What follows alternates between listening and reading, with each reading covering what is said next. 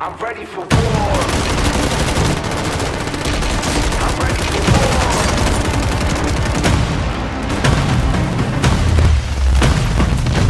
I'm lighting up that fire, yeah, I'm burning up. Look at me, feel the heat. Climbing so much higher, but it's not enough. Best believe, good to see. Stomping on the ground till the earth breaks. Knocking down walls, making earthquakes. Never looking back, this is high stakes. Look at me, yeah. I'm ready for war. Look into my eyes, I'm ready for war. Never gonna stop me, I'm ready for war. Look into my eyes, I'm ready for war. Gonna be, never gonna stop me. Pushing past the limit, I'm never gonna break. I know I'm gonna win. Light it up, light it up. Going up, going big, no retreat. Gonna win, going up. Come on! And Nice! I'm ready for war. Look into my eyes, I'm ready for war. Going big, never gonna stop me. I'm ready for war. Look into my eyes, I'm ready for war. Going big, never gonna stop me.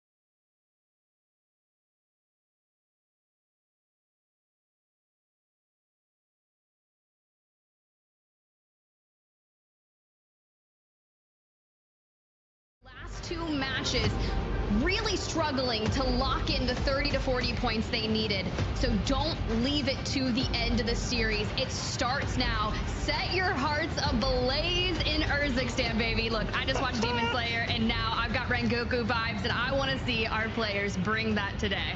Well, a lot of fantastic teams, so many storylines that we don't even have time to talk about, but I've got a couple quick reminders for the people at home as quickly we get into the action, Tiff. These first encounters are everything. Who wins their POI? Who clears them off? And like I think Taylor used the word alpha. Who's going to alpha a team at their drop spot and maybe try to make that opposition pivot? And it seems like Control Deck trying to do a lot of that right as we get started with our very first circle, which is favoring that western side. It truly is, but over here towards Opal Palace, you got Team Huncho on the opposing side. Think back to lower round 2. This was a team that was constantly contesting Revolt. They've got the high ground. They knock Control Deck, sending 2 to the Gulag already. If I'm quicker and I know I've got the alpha on my roof, what do I do about it? You jump down, grab your loadout, and start disengaging. Oh my gosh. Okay, we're starting like that today? Sure. It's happening. I'm about it. 3v2 turns into, or 3v1 rather, turns into a 1v1 out of nowhere? Ridiculous start on that side of the map, but we continue to swap over, see some of these early encounters. Looks like another fight here as we got a couple players. It looks like Bane's lost alive for that squad, pushing the equation with Starbrook and apparently getting punished for it. You can see Mood getting that kill. That is the other Falcon squad from Saudi Arabia competing today that made it straight into from the upper bracket into the finals today. But Tiff, these are those moments you look back on and say, what if? You got to win these. Get back on the map as fast as you can, and unfortunately, not going to happen for Starbrook. Well, let's see if Banes can have any better luck here. Must-win situation to keep the dream moving for map number 1. We've already moved up and just kind of looking for angles here. Shots coming out, so it's going to give them information, but then we get tagged up and can't move, and well, our first team out. Yeah, out of here. They got 34th in upper bracket. They came in seated 31st, and now they are in the lobby rethinking their life decisions. This is brutal first start, but somebody's got to be the first team out. We witnessed it here on main stage as we continue to hop between POVs. What will they do different, or will they just try to win their gunfights early next time? A brutal start. Now, Tiff, I want to remind everybody at home as we're seeing this fight set up here at Community Center that you can pay attention to the live map feed at all times. YouTube.com/Call of Duty. You gotta go check it out. Maybe have both up on the side, this broadcast and the map view, because it's super cool to watch teams where they rotate from, where they drop. And unfortunately for Crazy Snake, it doesn't matter where you drop, you're getting obliterated here at Community Center. A great setup encounter by Ghoul. Yeah, and the resources are so low for the players that are remaining, but Ghoul's team is going to need to grab those eliminations. The teams that got out to some of the earliest starts in the NA finals yesterday really teetered on that leaderboard. So it just depends on that consistency that you're looking to maintain, but drop number 1 is always a solid chance to get a read on lobby and how it plays out. Now, granted, it does get more aggressive drop by drop, but for now, clearing out the south side isn't the worst way to go about. But let's check in with some of our other squads. Yeah, this is all the way up on the north hand side. This is right between Levin Resort and Popov. A lot more teams in this area than North America, and it's well because Biffle's not playing. There's not SSD up here. Everybody seemingly on even ground. Now, a lot of teams wouldn't say that. We asked a lot of these teams, Tiff, what their hardest team to kill was in their region, what the easiest team to kill was, and a lot of the answers were essentially just Inkyo or nobody, frankly. True. And it's pretty impressive to have a bit of fear around your name, but a lot of these EU teams will not back down from a fight, and you're seeing that in the kill feed there. Several teams getting wiped, a lot of early fights across the board, and here Popov, here's the fight. Freddy down, Zanks, Savvy Ultra's last 2 alive. 6 squads are over here in Pop-Off Power, so any fight that breaks out, the chance of being 3rd, 4th, and 5th party, it's going to be an absolute brawl here. So Savvy Ultras will need to remain relatively healthy throughout it, but let's check back in with Palace. Robstar on the screen looking for Huncho, who can't seem to catch a break here in drop number 1. They did get all members back on, but now down to just 2. Woo, Rob making it look easy.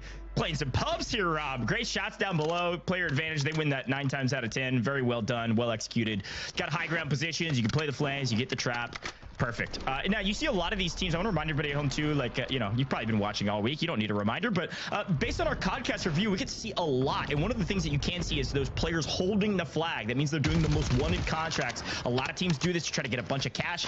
It's risky though. If you get punished, Inxio squad on your screen, really the only other team that was ever listed as a scary squad to watch out for, and for good reason. They're seeded first. They won the upper bracket. They beat out the young gun Inkyo and Grom and Heed. So watch out for this team. Probably the longest standing trio in EU Warzone history. Been competing for years now together, and now everything's coming together.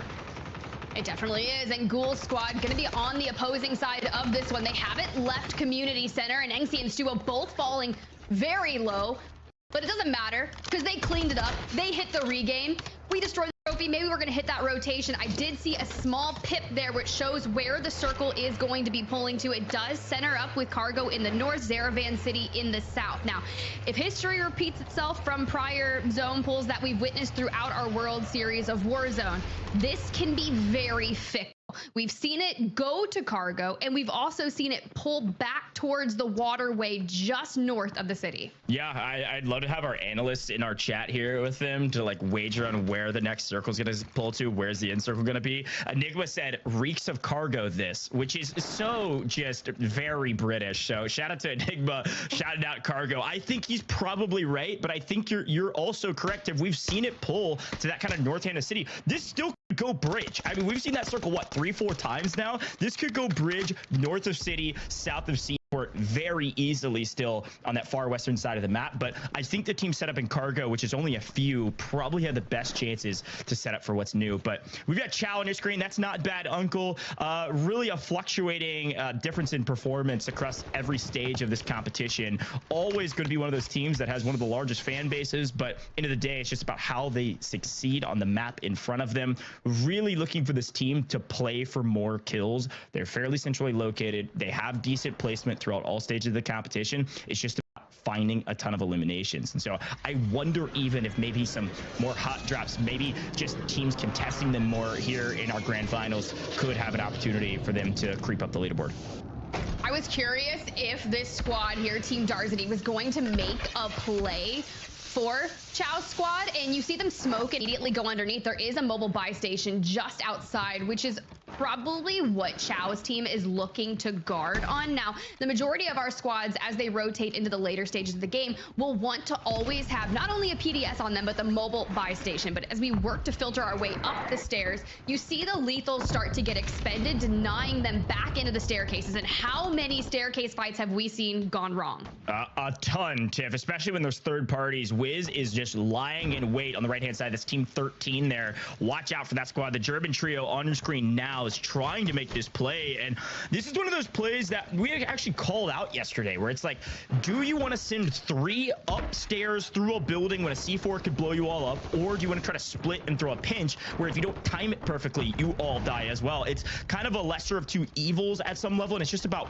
what works best for your team, specifically what resources you have. So as it's a little bit of a stalemate over there, we're going to swing around as Freddy, Savvy Ultra, Zanks, they went through the ringer of the Italian roster mania and have apparently come out somewhat successful to be here in the regional finals. I love that every time we like pan to a different POV, we're cooking a C4 ready to throw it out, because our homage that we paid to the C4s after the slight adjustment yesterday did not change the game in any way, shape, or form. Sure. It's just a C4 world that we're living in, but we finally get to check in with a squad that has struck fear in so many of our EMEA players. It's gonna be Gromalok, Enkyo, and Heeds, and they've already got a few eliminations here and have set themselves just on that southern side of Zaravan City. And if there's one thing to be said with this squad in a city, I think they're gonna make it look a lot like the Shibuya incident. Yeah, that first trio is so dang good when they're moving on all cylinders, and so far so good for them. Rotating quite well, making their moves into the zone. Quick look overhead, this Darzity squad, again, German trio, still looking for their competition, and it seems like everybody else said, this is not worth our time. We know it's not going to end in Old Town, and we're right on the edge of Old Town. The only team closer to that edge would be Team 13, a little bit further away, and then this squad, Team 24, which is Chow. So So both of these teams, yes, in zone, yes, seem comfortable for now. But frankly, Tiff, if we've learned anything through the last however many games of Warzone we've watched at this point, early rotations get paid. The problem is, I don't think this team has a kill to their name yet, which means rotating early and playing for placement at this point will do them little to no good as well. So I almost, if I'm this team, I want to hunt the edge of circle. I mean, look, for the teams that have rotated early and found themselves down in condos, this is one of the catalysts of that experience, right? You'll have 4 or 5 squads in a very small amount of space. Baits the res and doubles down, gets the knock right onto Marcus. I don't care if you won 2 maps back-to-back in that lower round 2. We're talking about a massive skill diff in this lobby, but the reach out comes through. And man, Ben, last standing. Can we get Walker back up on the feet for now? Yeah, it's honestly great timing for them. It was the perfect execution to get the res off before he's able to get chowed. So able to stay alive, both teams on 2, and there's another team lurking around the corner as well, third partying. So if they take this encounter the wrong way, B Groovy squad, that's team 30 on the left-hand side of that mini map, they're going to swing in and just clean up the rest of these kills, which will be a huge value add here in the early to early mid game. Again, zones of activity. We always talk about this with Warzone. Early game, mid game, late game. Mid game's all about rotations, but you have to find some kills in those rotations if you're not landing fairly hot and getting some early eliminations. The teams that find the most success usually win the early gunfights, then rotate early and set up for placement. The problem with that strategy is it's very high risk. If you lose your early gunfight, you're going to be the blender and you might not qual.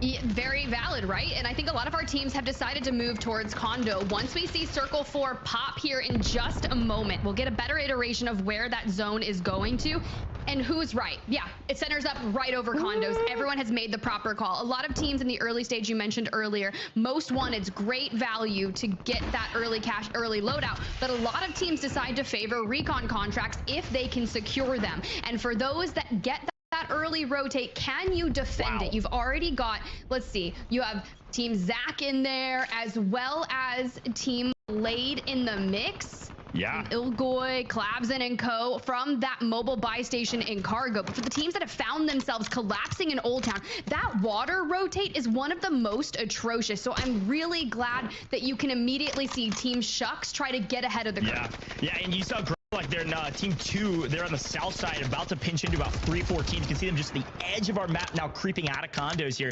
On the north side is Team FIFA Kill. So you have 2 of our top teams, at least in our minds, maybe not paper for Team FIFA Kill, but they're kind of pinching the competition north and south, and you're gonna have to go through either of those teams if you rotate in those angles. And then the only other angle open is the one you called out with Shucks coming over the river. So this is going to be brutal for any team coming in super late, specifically looking at Team 28, which is Skinner's team. That's Pink Turtle's team. It's a lot of people's Underhorse squads out there. They had a great performance in low bracket round 2, but haven't had much else to write home about. So a ton of info, a ton of things to talk about. But right now, C-Town, place to be, right on the edge of zone. This is going to be very, very tough rotation after this. You can't tell on this map, Tip. They're not in zone. This is C-Town on the far right-hand side of it. You're actually across the river. You've got to make a rotation, and they're so late. Here comes the creeping gas. This is going to be brutal if they don't go now. Right now, the shoreline is open, and here they go. Hey, as long as you filter through this building, it gives you cover as you work your way deeper into Cargo. Now, knowing that they've timed this quite properly, you've got Shucks' squad that has already moved into the line of fire from multiple squads. So good timing here from Chow. Now, I want to call your attention over towards that seaport side of things. Squad number 11, H-Mood, just took a water rotation as far out as humanly possible and have really made it out towards that peninsula buildings before navigating into the warehouses of Seaport. And I think it's going to be interesting. Now, can Chow get in? We've got a team to contend with. Yeah, and frankly, this late rotation, it ended up working out decently. There's only one team here, and looking at our map view again over on YouTube, you can look at it at all times. This is the only team in the area at all until a third party comes. They must win this fight, and they must win it quickly. Unfortunately, I think it's going to go the other way. Maybe a couple C4s can turn it around. It's all on the back of Chow, who has little to no kills, rather 0 kills to his name, and now all by himself.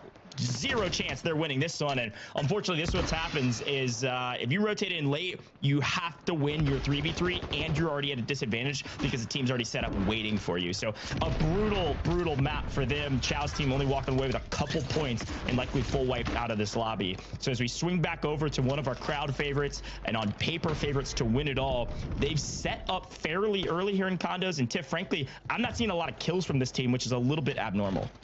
Considering they've rotated from Manor throughout City into condos and have minimal eliminations, it's tough, but also smart, right? You haven't really provided a lot of resistance, and some of our players in the interviews yesterday were focus on your position, let those eliminations come through. Heats has 2, so we've got some, and it doesn't have to be anything that's crazy. You just have to get yourself inside the top 12. Now, granted, with that circle centering up aboard this squad, you have to start looking at our teams that are going to be fighting from the outskirts looking in. This team, HMood here, that I was calling attention to, made that crazy water play to rotate just on the south side of Seaport.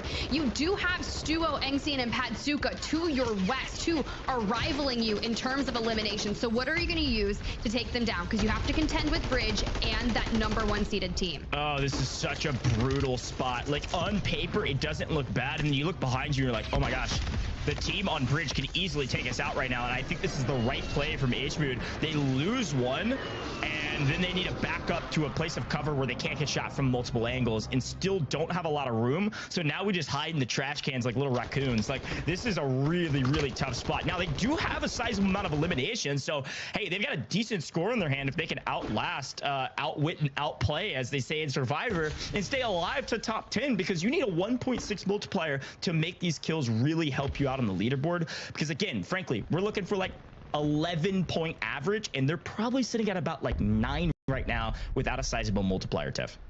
Yeah, they definitely have 9 eliminations across the board. HMood with 5.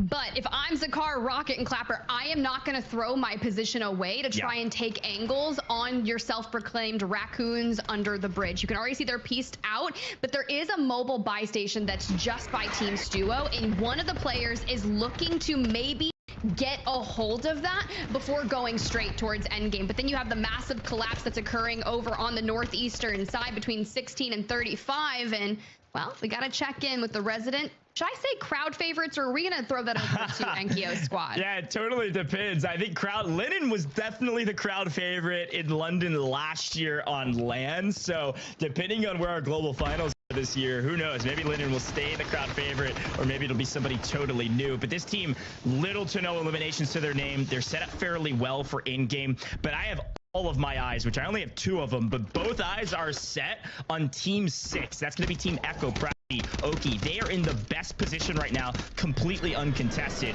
Hopefully some of these teams can pick up kills in rotation so that somebody can contest Team 6, but they are just hanging out, waiting on somebody to try to contest them. Same with Gromlock squad. They have a nice high ground position. They can play roof if they want. They can play these windows if they need more cover. Both of these teams set up very nicely, and they got here early to make sure this was the case. Well, Bagel right there in the line of sight of Heeds, looking for more with the Car 98. And I feel like during the pre-show, I was hearing words of Car 98 readjustment / nerf. We saw how well that worked with the C4, so, you know, I'll keep my attention towards when it actually occurs. But for Enkyo to be able to take angles and put pressure onto that bridge squad of Zakar, it's going to be really interesting. And we were asking for those really action-packed endgame. Circle 6 is closing. We have just gotten into the top 20, that 1.4x multiplier. Wow. And you called out Oki, Prod, and Echo's team here. They were in a rather nice position, but as soon as that circle pops, we're just on the outskirts looking in, and we're a duo. Yeah, talk about script writing. Good grief. Look at Team 2. That's the crowd favorite, on paper favorite. Everybody says they're the most dangerous team, but they got second in upper bracket. Inkyo, Grommelak, did they get the god pull of the circle? They are set up in the zone. They have the high ground of the building. It really comes down to the moving zone that will entirely dictate who wins this fight. And somehow, some way, our Falcons from the EU are alive down below. HMood going big as Juki's plays over top, getting a couple nations left, right, and center. Pazuka and Ingsian are trying to do everything they can to wipe this Falcons trio down below that has been reduced to a duo, much like themselves. I mean, they have been quite relentless with their ability to maintain down here. Pazuka with the push and let the Falcons Falcons fly. I don't know what it is about the Falcons name in general. We saw them go big in NA yesterday, but when you come to EMEA, this is what you have to contend with. HMood on 9 eliminations, looking for double digits, has completely cleared out the West. Well, good morning, Saudi Arabia. Holy, HMood, Falcon. They are dominating right now, and I am excited to see what they can pull out of their bag of tricks for this final fight. Speaking of a bag of tricks, top 2 teams, a lot of people love them. Some people hate them, and they're both fighting each other, and it looks like they're answering back to each other, but it does come out to be an Heaves win with only 1 loss, and it's going to be the young gun. Inkyo out of here. Just 2 left for this top squad. Couple eliminations finally coming their way, as I believe that's a full wipe. Juki, FIFA kill. Lennon out of here at about 15th place. About to be in the top 10 here. You see the circle pull come through. Now, there's one thing to note, that Falcon squad has all 3 up, but let's check in with Gromalok and Heeds on how they're going to navigate this rotation. Je mets PDS. Vas-y, mets PDS. Drop toutes tes PDS, drop toutes tes PDS. Grand Maï, prends des shoots. J'en ai plus, y'a que Heads. J'en ai encore 3, frérot, ok? Limite, tu peux aller jouer si tu veux, ok? Tu me laisses. En l'air. Ouais, en l'air. PDS. Prends un bim. Mets ton PDS. T'inquiète, il est là. Ouais, c'est bon, mets ton PDS. Ok, non, pas de mail. C'est bon, t'inquiète. Bon, vas-y, c'est bon. Vous avez. Le PDS. Ouais, va falloir reste. Nice, super. Je vais les reste, ok? Reste. Non, t'as l'argent. Oh, I love this play. They still have high ground position, and you can hear PDS. Even if you don't speak French, you know what the word PDS means. They are staying on this high ground, continuing to use PDS after PDS as Heat goes massive. Just 1v3 to team on the ground. Are you joking me? We got to watch that back at a replay somewhere. That is an unbelievable instance. But look who is still alive. The raccoon, the possums, whatever animals you have in your region go massive on a heady, on a crane with a bulldozer. C4.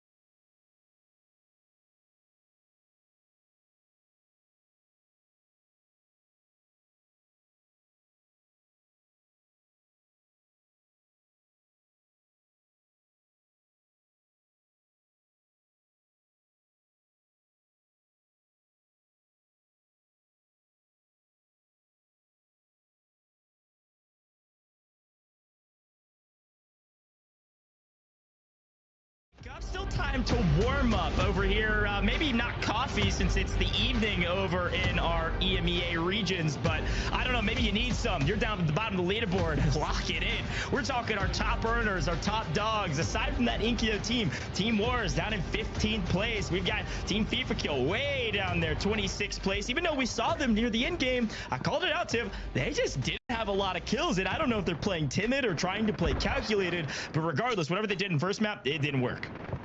It really didn't. And honestly, if you look back at how they felt when trying to secure themselves in that upper bracket, we'll talk about that because Team Huncho once again in a contested drop over here. Now with PD already looking at some angles, gets caught out from something, but A on the bottom looking for a flank. You've got to be weary. People are gonna get snaky here.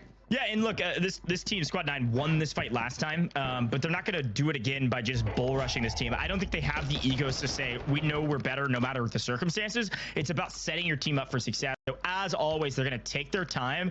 And as the wise sage once said from the North America region, he said, eventually the other team will scam. The big question is, how long will it take? So let's see if one of these teams scams their positions, or maybe there's just a full outplay on one of these pushes, but maybe a PA to cover their advances or cover their retreat might look like Quicker going to take the other side of this to loot back up. He's not comfortable with the loot he has, and the whole team is low, so they're going to relocate and readdress this fight from a different angle. I do think, Tip, this fight's going to take a while unless maybe Control catches one out in rotation, as he is split by himself. He falls here, maybe it's the signal flare, but this fight might take a couple minutes.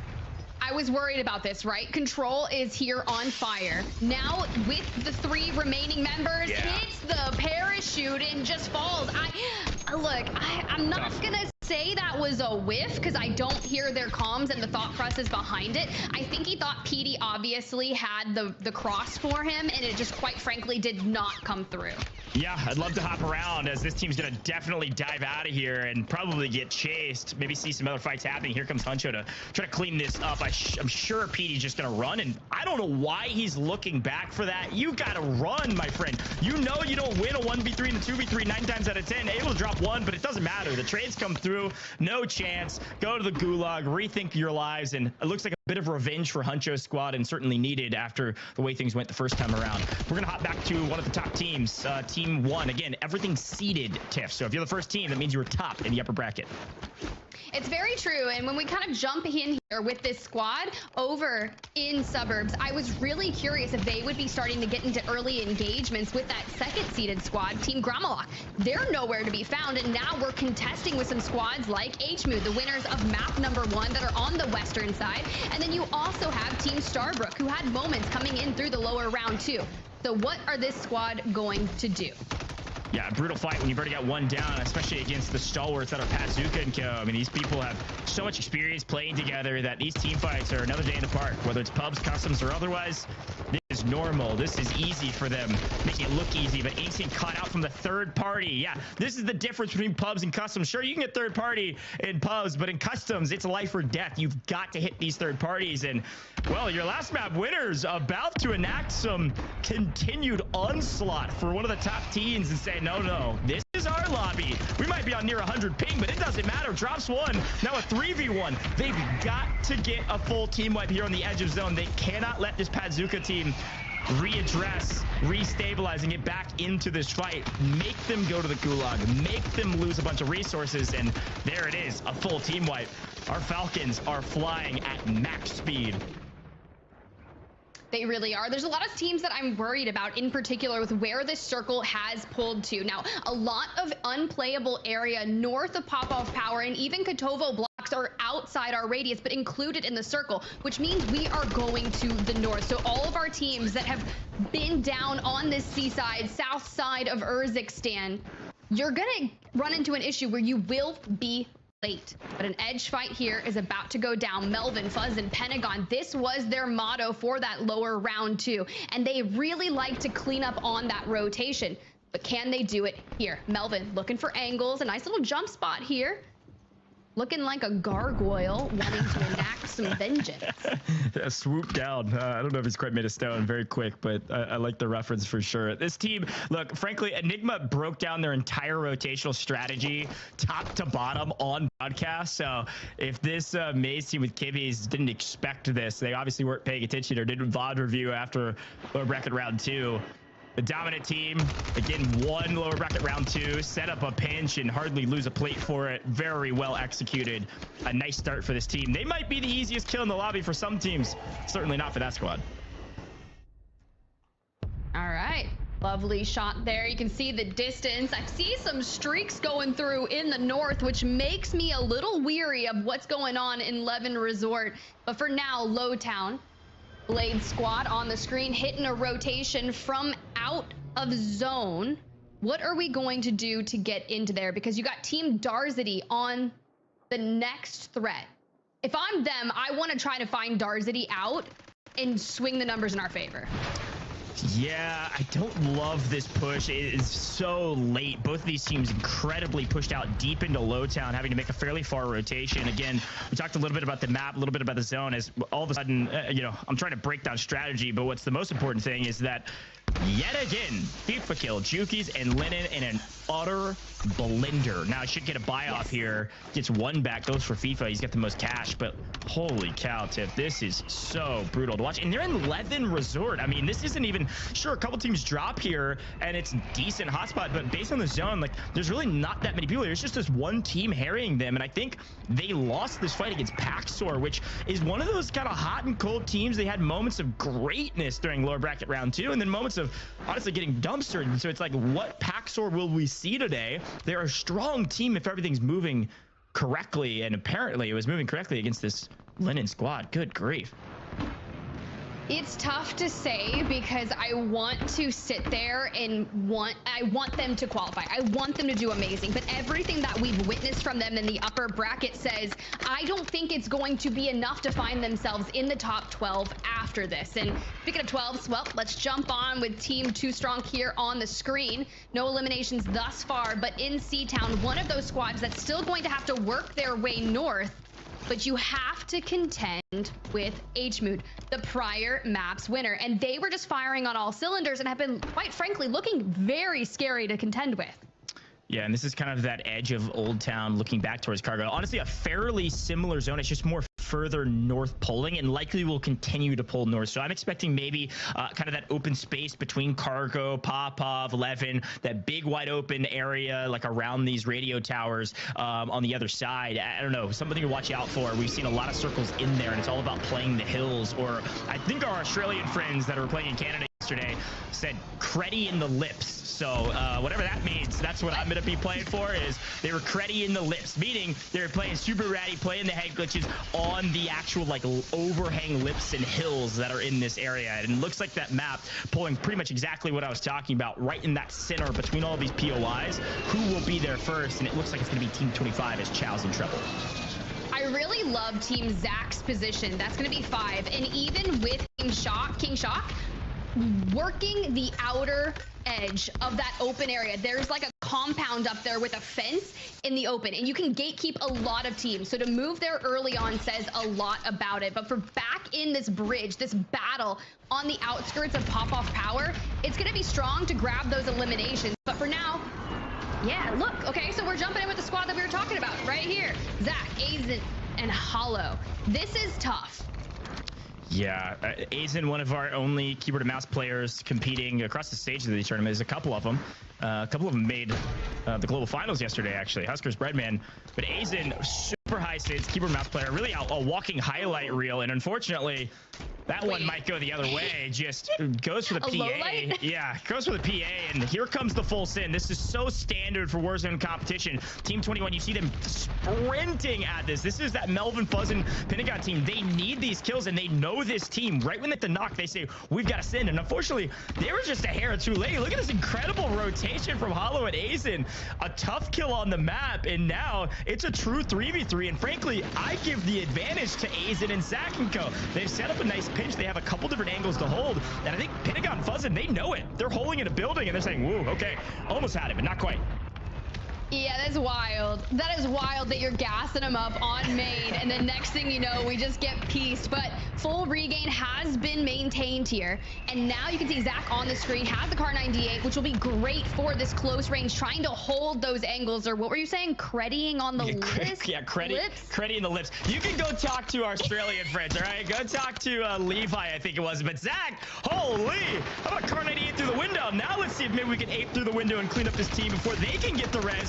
Better executed. No! Holo goes over aggressive, loses his life. Pentagon punishes him. This is a huge 3v3. Ace is going to sell it. Zach in trouble. A full team wipe. We thought they were going to do it, but Tiff, no. They get punished. 2v3 goes to the side of Melvin. The breakdown is real, and Hallow has found himself in the gulag here. Circle 3, 35 teams still up. A lot of teams really wanting to make this work. Tachi on the other side.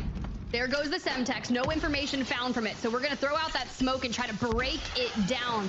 I'd imagine we're going to see that zip pop down. Here it goes. And well, look at that. Oh. Not escape here. You cannot escape that. I love how many teams are so brazen about attempting to get out.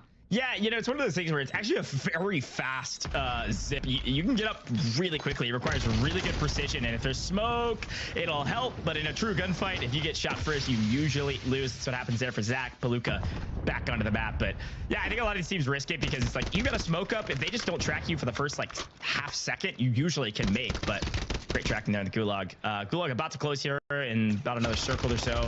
A couple more lives to spare. This one certainly doesn't have them though. All three, I believe, already been to the gulag, which means it's Juki's and FIFA Kill back against the wall. An opportunity to yet again get eliminated early with little to no kills to their name. Talk about staying alive, folks. About 90 people still in this lobby. 34 out of 40 teams still up as our fourth circle is closing. This is about standard, but it doesn't feel that way. A lot of buildings on the edge of this zone. This isn't a city circle. This is a lot of people ratting it out, staying alive to try to gain some multipliers. You have so many teams you got to get through before any real multiplier comes into play. And I really want this squad to keep things together, but they've been broken down yet again to a duo. You talked about a blender. It's a regain simulator. That has been the journey of World Series of Warzone for this trio. Things just have not been looking their way, and FIFA Kill on that stream, waiting to find out if they had done enough to advance on to finals. I'm talking playing some of the saddest music I've ever heard, waiting to find out if they dropped out. And you do not want to feel like that. So I'd imagine you would come in guns a-blazing here in the finals, but I'm just not seeing it yet. Yeah, it's frankly, we haven't watched their early drop. I wonder if they're being contested, and maybe we'll check that out later. And who knows, maybe it's just bad gunfights. But at the end of the day, Crystal Shot's gonna try to prove some people correct. I know there's some people out there rooting for Crystal, thinking they have a chance to win it, and certainly could, especially with shots like that. Doomies dropping B, groovy, making it look easy. Couple more teams in this area, though. This is the third, fourth, fifth party potential for a lot of squads, but this team, 2 out of 3 alive. They're third, cleaning up the rest of the gulag, as it looks like they're going to break this team fully down and fully wipe them. Very well done from Crystal Shots and Co. I believe Krink's over there with the pulse check. This is his underhorse. All right, watch out for this squad, hunting the edge of zone. I love it. I'm still advocating for underhorse merge, but you got Team 2 Strong on the opposing side, and a 3v2 occurring. Time is of the essence, though, and we're going to have to start on that maneuvering. Here we go with the smokes. Muni box down to really supply back up on those numbers, and we're looking for a wrap around, but straight into the open. We need to get to fire. Can we do it? No way. I don't know. We able to navigate around Team 2 Strong, but you have an uphill rotation where there's multiple squads regaining. Now, there's some things where I was talking about if Enkyo's squad could hit a rotation out into this next circle, I think they had enough to win. But I'm getting updates. Look at it that. Happened. That bottom right-hand corner, quick replay of the Juki's team getting wiped, I believe, out of this lobby at about 30th. And on your screen, a team that was looking really strong, got a good rotation, also in trouble. Melee making some moves, maybe not on the soccer pitch, or rather football, pardon, my bad, EMEA, but getting some kills as well. King Benji trying to save the day. Okay. It's Rez, get Crystal back up on their feet. Still very healthy lobby. We have 27 teams alive in Circle 4, which is very much on par with what we were seeing in the NA finals yesterday. It would be just above 20 teams alive. Now that Gulag has closed, though, our numbers about to dwindle.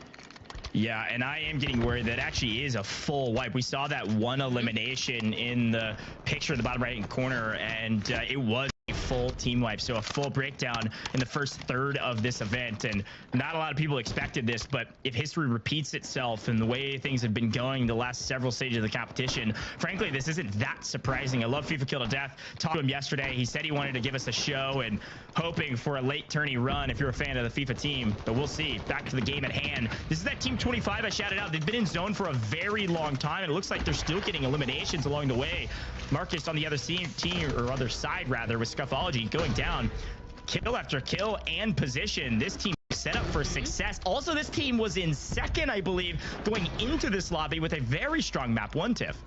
Yeah, this is huge, right? They've got control of Outpost here, and the squad that I was talking about, I was curious to see how Enkyo's squad would rotate out of Kotovo blocks and take the north. Well, they got broken down on their rotation. They hit a buyback, and you saw Enkyo fly back in, but this squad was able to destroy any chance of a regain. That just goes to show you, if you can get into this Outpost early on and maintain it, it's just tough because it's very open on all sides. Well, War is the team that needed a massive map still alive in the top 21. Which frankly isn't that impressive comparatively. A lot of ground to make up, but these numbers are going to be dwindling aggressively in this next circle. 21 teams, fifth circle closing. Chow alive. You see Huncho over there, that team in yellow, a team you got to watch out for. And reminder, that's the team that got wiped early last map and had a bad map for it. This map, they won the early contest, and they're here now on the outside. Bubble holding Team Oki right on the edge of zone. If they overextend here, they're going to get ripped, and you're seeing that happen from Team 24 on their right-hand side. I'm really curious to see if Wars can grab a knock onto Team Echo, because Bubble used to play with Team Echo. Echo played with Bubble and Tomsterbaum in that World Series of Warzone last year. They're going to know exactly how each other plays, and Bubble's really been anchoring for this Wars squad. And we're going to check in with them later. Hopefully they can both make it into that end game, because Melvin, Fuzz, and Punigan on that rotation into Outpost, but they have to deal with Patsuka and Stuo on their left. Yeah, I am getting word too. Hmood's team, our Falcons, have been wiped this map. Not as good as the last, not a back-to-back. Still likely near the top of the leaderboard, if not on top. But this squad, the winners of lower bracket round 2, again, some people say they're the easiest kill on the map. They say they're the best on the map. They shouldn't have been in lower bracket round 2, and a great rotation. They've basically gone on a road trip up the entire west coast of Urzikstan and have made it here, here into the final couple circles. Top 13, unharried, all the way onto the helipad building. It's actually a great spot to be in. This Caspian team also in the zone early, but didn't rotate from 5th to 6th zone, or rather 4th to 5th zone early enough, and now getting held out after getting position early. Yeah, I'm really worried about this squad, because there's just too many teams on this side. You have Team King Shock. You've also got Ilgoy that are going to be around here. Teams floating towards the end, but Caspian throws out the C4s, trying to do some damage. There goes a knock, but we take so much damage in the grand scheme of things. And even the angle comes through. SV, down and out. No. How are we going to be able to navigate this? We're not, because there's just too many people to worry about on the cross. We're just giving Begsy that kill that is wild up on the hill with the Kar 98 and just totally missed him. Looks like a Molotov or a Thermite's going to take out. It is a Thermite on Fado. That is King Chalk, and he made it very clear for our North American friends. King Chalk, that's how you say his name, and if you're saying it any other way, he doesn't want it, all right? I'm looking at you, Pulse Check. But back to the game at hand, King AJ is on a tear. 8 kills. This team likely on about 15 in total, maybe a bit more, potentially about to wipe Huncho's team, just locking down center of zone, about to take top 5. This could be a massive map that likely will secure them nearly a spot to the grand finals already, setting themselves up for success early. This is not surprising, but maybe a bit. If you're a fan of the King AJ team, not all things have been going their way this competition. I was hoping if that C4 would go their way, just like, whee! They still go so far. I don't care if the throw distance was nerfed 15%. It still goes just enough, but here we are. Freddy, though, down and out. Zang's going to be last alive for the squad. Let's see if we can hit the res. I'm not sure it's going to come through, because Melvin, Pentagon, Fuzzin are full sending, and Zangs has no cover. Yeah, that Italian trio out of here. See you later, but still a great map. They did get top 5. Fuzzin out, but still alive with the team. Pentagon, Melvin having to go big yet again, just the two of them, but well-placed shots and a decent place. Thermite gonna get a weep, but now Yasin on the cross getting covered. He can't get the full. Shout out to the opposition for giving Pentagon this kill and potentially his life back. Pentagon down low, but who's on the other side is Showstopper. All three alive with position. Melvin, I believe, dies to Gask. So all we have left is a Pentagon. You got a full team of 3. Infernal down below playing the low ground way deep in the gas of the PDS. Pentagon on the edge, and then a full team of 3 on the high ground with King AJ. And the rotation actually pulls right in between everybody. So Pentagon nowhere to go, still 3rd place. A great map. Finally, a 3v3.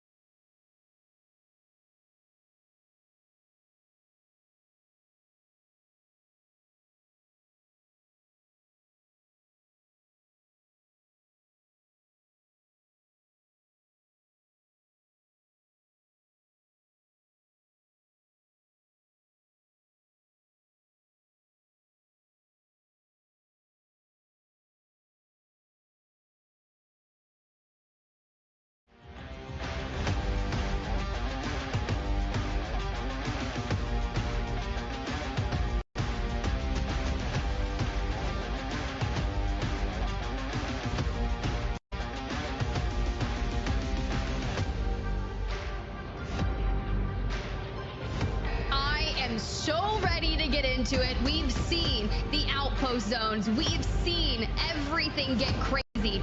But so far, I want to go towards the northeast of Urzikstan. And as our players start to go through that plane line just through Old Town, through Cargo, going to be ending over by Manor, will we see a return to Manor for Enkyo, Heeds, and Gromalok? They made an early game change in drop number 2 to land over in Kotovo blocks all the way on that northwestern side. But with this plane line changing back up, you can see they're going to land back at home. Yeah, that was that number 2 squad. That's the team you're talking about, Tiff. It's such a great call out. They said they're flexible. They said they can change up drop spots for, you know, depending on play line, but depending on circle. This one seems to bode well, but the teams on your screen, they're definitely not changing up their drop spots. Same fight, same place, same time, right at the beginning of the map on the outside of this firehouse. Huncho tries to win again. Now, both teams have traded wins, so at this point, there's no tiebreakers. It's just who's going to win this one in round 3. I almost want to hear the, like, bell ring as they enter into the arena again and see maybe this time there is a tie and both teams just decide to leave. But Kong with a bit of pressure means they're going to come swinging because Ghoul wants some blood, and Ghoul is the IGL for this team. Talked a little bit about this squad. They competed last year on different teams, came together for this team this year, so we'll see. But oh my gosh, nice win. But Tiff, you know what that means. That's very on brand with everything I've witnessed from that trio throughout World Series of Warzone. Constantly in the gulag early, burning that substantiality. And you can already see FIFA getting fooled right there. He's joining back into the gulag. If something is going like catastrophically wrong for their early game, and it chalks the entire mid game for them. And honestly, I hate to see it because these are some of the best people in competitive Warzone, personally, in game, out of game, all the things now. And FIFA just really needs to lock it in, take this gulag win against Lays, and get back into the fray. It's the exact same thing we talked about yesterday as FIFA kill falls. It was just a fully, wholly missed time and misread situation in the gulag. It's the same thing we're talking about. I could even use the terminology. It's turning the page of a new era of Warzone. A lot of our old guard potentially falling to the LCQs. Now, they've got time, but they don't have that much time. They are way down there. These two teams, again, in this weird quagmire fight where they're just waiting for the other team to make a mistake. Huncho trying to creep in. It could be a new age of Warzone, Tiff. That's all I'm saying. I told you, look, you can work so hard to get to the upper echelon of whatever it is. This time it's competitive Warzone. But you have to work twice as hard to maintain that status because it puts a target on your back that everyone is looking to unseat you at the top. And for some of our squads, you can see that loadout finally coming in here for Rafik, Scuffology. Rafik's down. Smoke to try and cross here for Scuff to get Rafix back up on their feet and maintain some stability. But yeah, Goj, it's tough. Once you get to that top, everyone wants to take you down. Yeah, and look, I mean, the game is different, and frankly, this is the only tournament we've ever seen in Warzone history at this scale, and also at a level where no spot is gained, everything is earned. You had to battle tooth and nail through a rigorous competition to even get to this spot, and so I don't know. This is so... Look, I was talking to Enigma before the broadcast. He made a really good point. He used the terminology no divine right, which we saw in NA. Everything has to be earned. You are not given anything in this competition. You have no rights to anything. Go earn it. And FIFA kill on his last leg, looking like he's in martyrdom stance, taking shots with a pistol from range. For what? Maybe to help out Juki so he doesn't get thirded? I don't know. Juki's full out as well. We don't have enough cash to hit that buyback, and Lennon's fighting for his life in the gulag right now, and FIFA just got back into it. So let's run out of Levin here. We do not need to stay around resort. So look at our options. If we leave here and we go to the north in Kotovo, you have two squads fighting. You've got squad number 5, which is going to be Team Zach rotating in, and Prodigy, Oki, Echo, one of my, I guess we'll call them under horses, right? Constantly flying under the radar, have been trying to stabilize throughout our prior drops, and they're not even in top 12 realm. They're 5 points outside of it, sitting in 18th. Yeah, I've got a lot of words for that Prodigy team. Sure, they might be some people's underhorses, but Prodigy, the top performer on global LAN finals last year, playing alongside Wars, they got 5th overall. So still a heavy burden to be one of the top EU teams, or at least the top EU player, to be way down the leaderboard. Same with this squad. This is a team that, frankly, some people didn't think was going to be very good. Some people have some differences, maybe from a chemistry standpoint, trash talk standpoint. With Wiz, he is a little bit of a, maybe aggressive is a good word, character, likes to trash talk, likes to get into people's faces. This team, I thought, had a really good chance to make global finals, a kind of haphazard squad that got thrown together, and on the back of Wiz's IGL, they've been really struggling today, whereas in other stages of the competition, they had decent moments. Be curious to see if they can turn things around here into the second third of our tournament, if you will. But Novak trying to grab another angle from above, looking at another team in military base. Again, our northern circle. If you want to take a look at that circle in its totality at all times, head over to youtube.com/Call of Duty. The map is always on, and between maps, the leaderboard always on, Tiff. So you can see what we're seeing on the left-hand side of where these teams are fighting. You're in military base, and then, like I was saying, left Popov, another good place to be for this circle. Yeah, and this squad, 19 points outside of 12th place. That's scary, knowing that we are in map number 3. As we get a look, we can hear that they're already dealing with some issues. We'll check in now. Squad number 2, fully wiped this early on. Now, mind you, they return to Manor. That's going to be Enkyo, Gromalok, and Heats, one of your top-seeded squads that everyone had their eyes on. It's Omit EU, the French roster that comes in swinging, cannot find their footing for now. Now, we'll have to look to the later half of our 6-game series to see if they can maintain on the leaderboard. Regardless, they're still in 4th. Gromalok with 32 points. Yeah, they can afford this for now. That's exactly what I was going to say. They can afford a bad map, but they can't afford more than maybe one. So Inkyo out of here means that the terror on the map right now is that number 1 team, top team from upper bracket. I call them the TBE of overseas, been together for years and are still competing, unlike TBE from North America. Stuo, Inksy, and Patzuka, a massive rotation to get power position and power. I believe we're going to be headed to Popov for our final circles, but who knows? It's Warzone. And as our teams rotate in on the edge, this is coming out of City, way down south. They actually have wide open spaces. It's just these 2 teams down in City. Everyone else is already fairly deep inside of Circle. Look, we got 33 squads up, and one of them is not Team FIFA Kill. They have been fully wiped. They were trying to regain. It's just not happening. I really hope that they can make a stand for those last 3 games. But for now, we'll turn our attention over to one of the squads that is trying to make a play in Old Town. Now, the majority of our teams have found themselves relatively centered up, whether that's in the south side of Pop-Off Power or over here in Old Town. Squad number 9, that's going to be Team Control Deck, already trying to disengage, losing out on PD from Robstar out across. Bubble in the Gulag. This squad still not inside the top 12, trying to get there.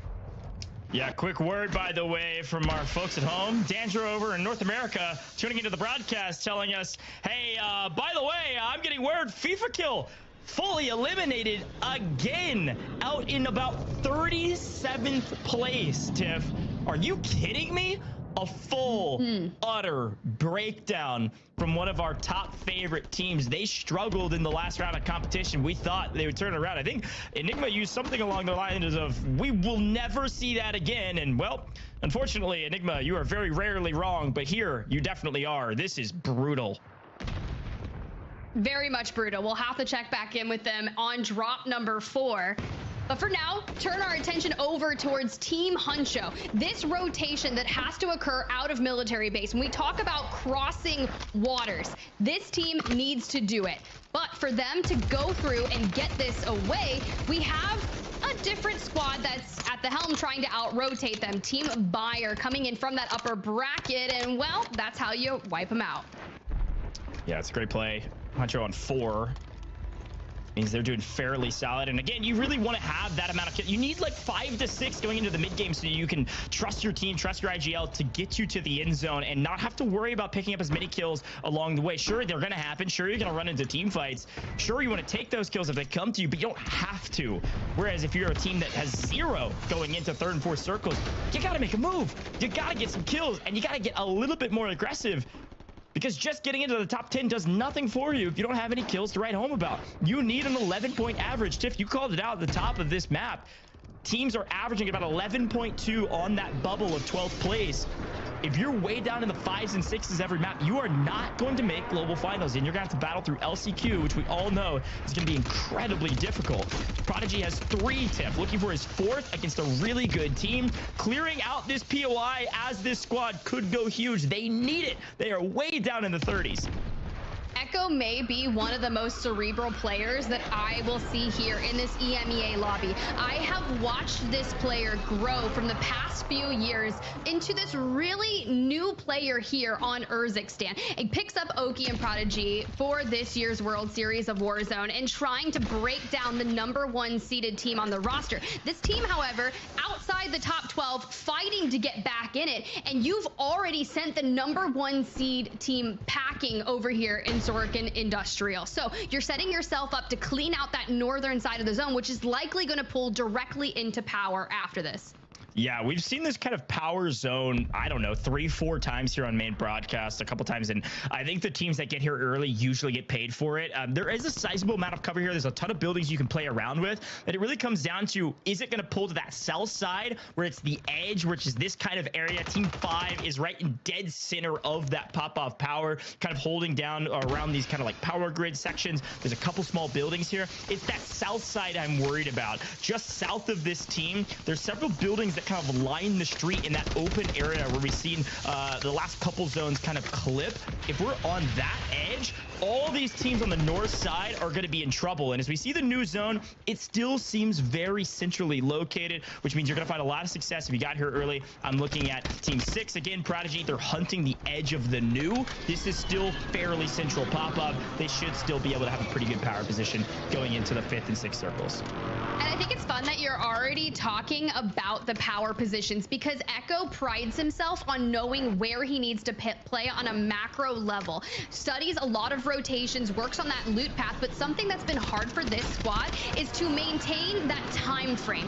When is the best chance to make a staple and get into that position for endgame? Because they'll oftentimes get there too early and struggle from not being able to maintain it. So playing just on the outside of the center of the next circle is something that I think is going to pay off in full here for them in map number 3. Yeah, we've got a couple teams maybe crossing the bridge right now as well. Getting word Abwiz's team gave them the call to step up and make a play. They're out of here at around 30th, so a lot of ground to make up in the second half of this tournament. But second place here, Saudi Arabia and Pakistan being represented here with Team Falcons. They have a wide rotation as their third's going to try to catch up here in the water. This is going to be really tough. Still technically zoned, so they don't have to make too aggressive of a play. They can kind of lurk in the water here. And as a third party potentially happens, they could make a play up onto land, clean up those teams, and make their way into zone. 2 teams fighting, you can kind of surface out of the water and maybe, I don't know what a land to sea animal is that can do both. Maybe a crocodile, that's a good animal. Crocodile, make a crocodile play. Out of the water, eat some people up, grab third, and then get your kills and move on. I was really thinking about it, but I could not think of an animal. But now you have to keep the trend. You had raccoon in map number 1, crocodile in map number 2. Just keep it going. But for this squad on your screen, averaging 27.4 points per game out of 2 maps, that is quite insane. And honestly, if they have a decent game here, I wouldn't be surprised to see them lock their tickets into the Global LAN finals. But for Blade on the opposing side of this, you're witnessing HMood just constantly look to take space. Now, Wars' team on the bridge will be a thorn in the side to the engagement. I love that HMood looks at them and immediately pulls towards the left to stay out of their line of sight.